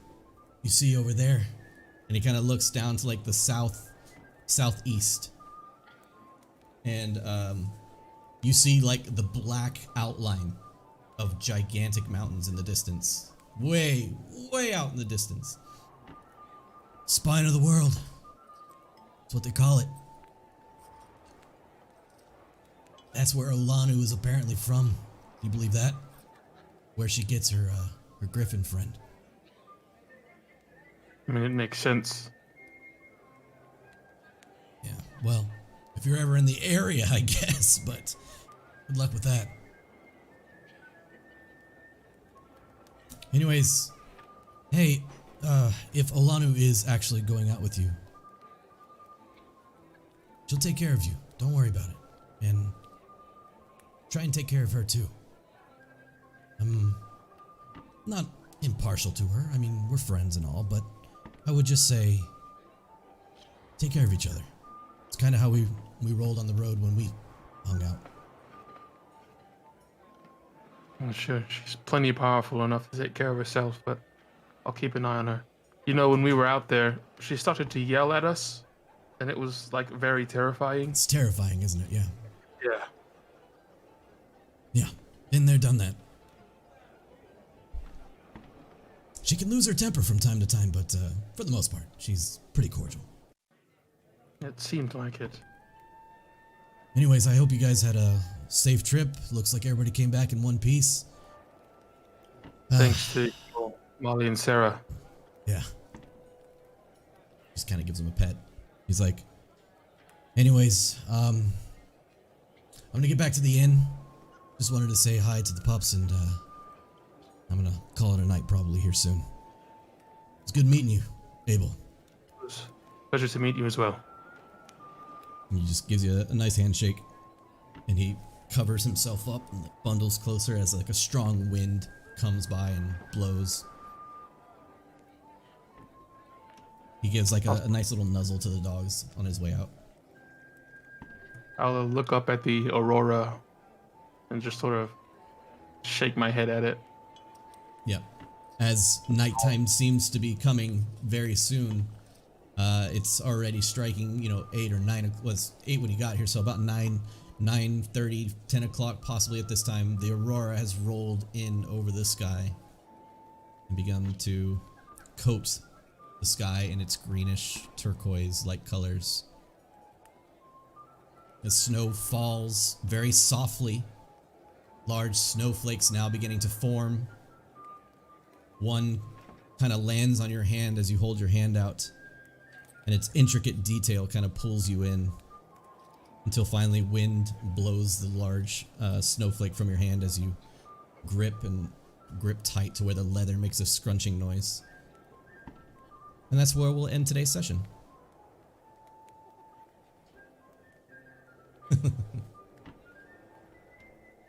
I hope you guys enjoyed yourselves. Oh my god. So, if Loved it. you are watching on YouTube, thank you very much for hanging out with us today. Today was session 2 of our long campaign here in Icewind Dale. I do hope that you're here for the long run. Hit that subscribe button to let you know when the next video is going to be put out. I do put these videos out after the stream, so give me some time around Monday, Tuesday, Wednesday, and you'll see these videos pop up. Other than that, I really appreciate you being here again. Keep being your best self, and we'll see you next Saturday. Bye, guys. Bye, guys.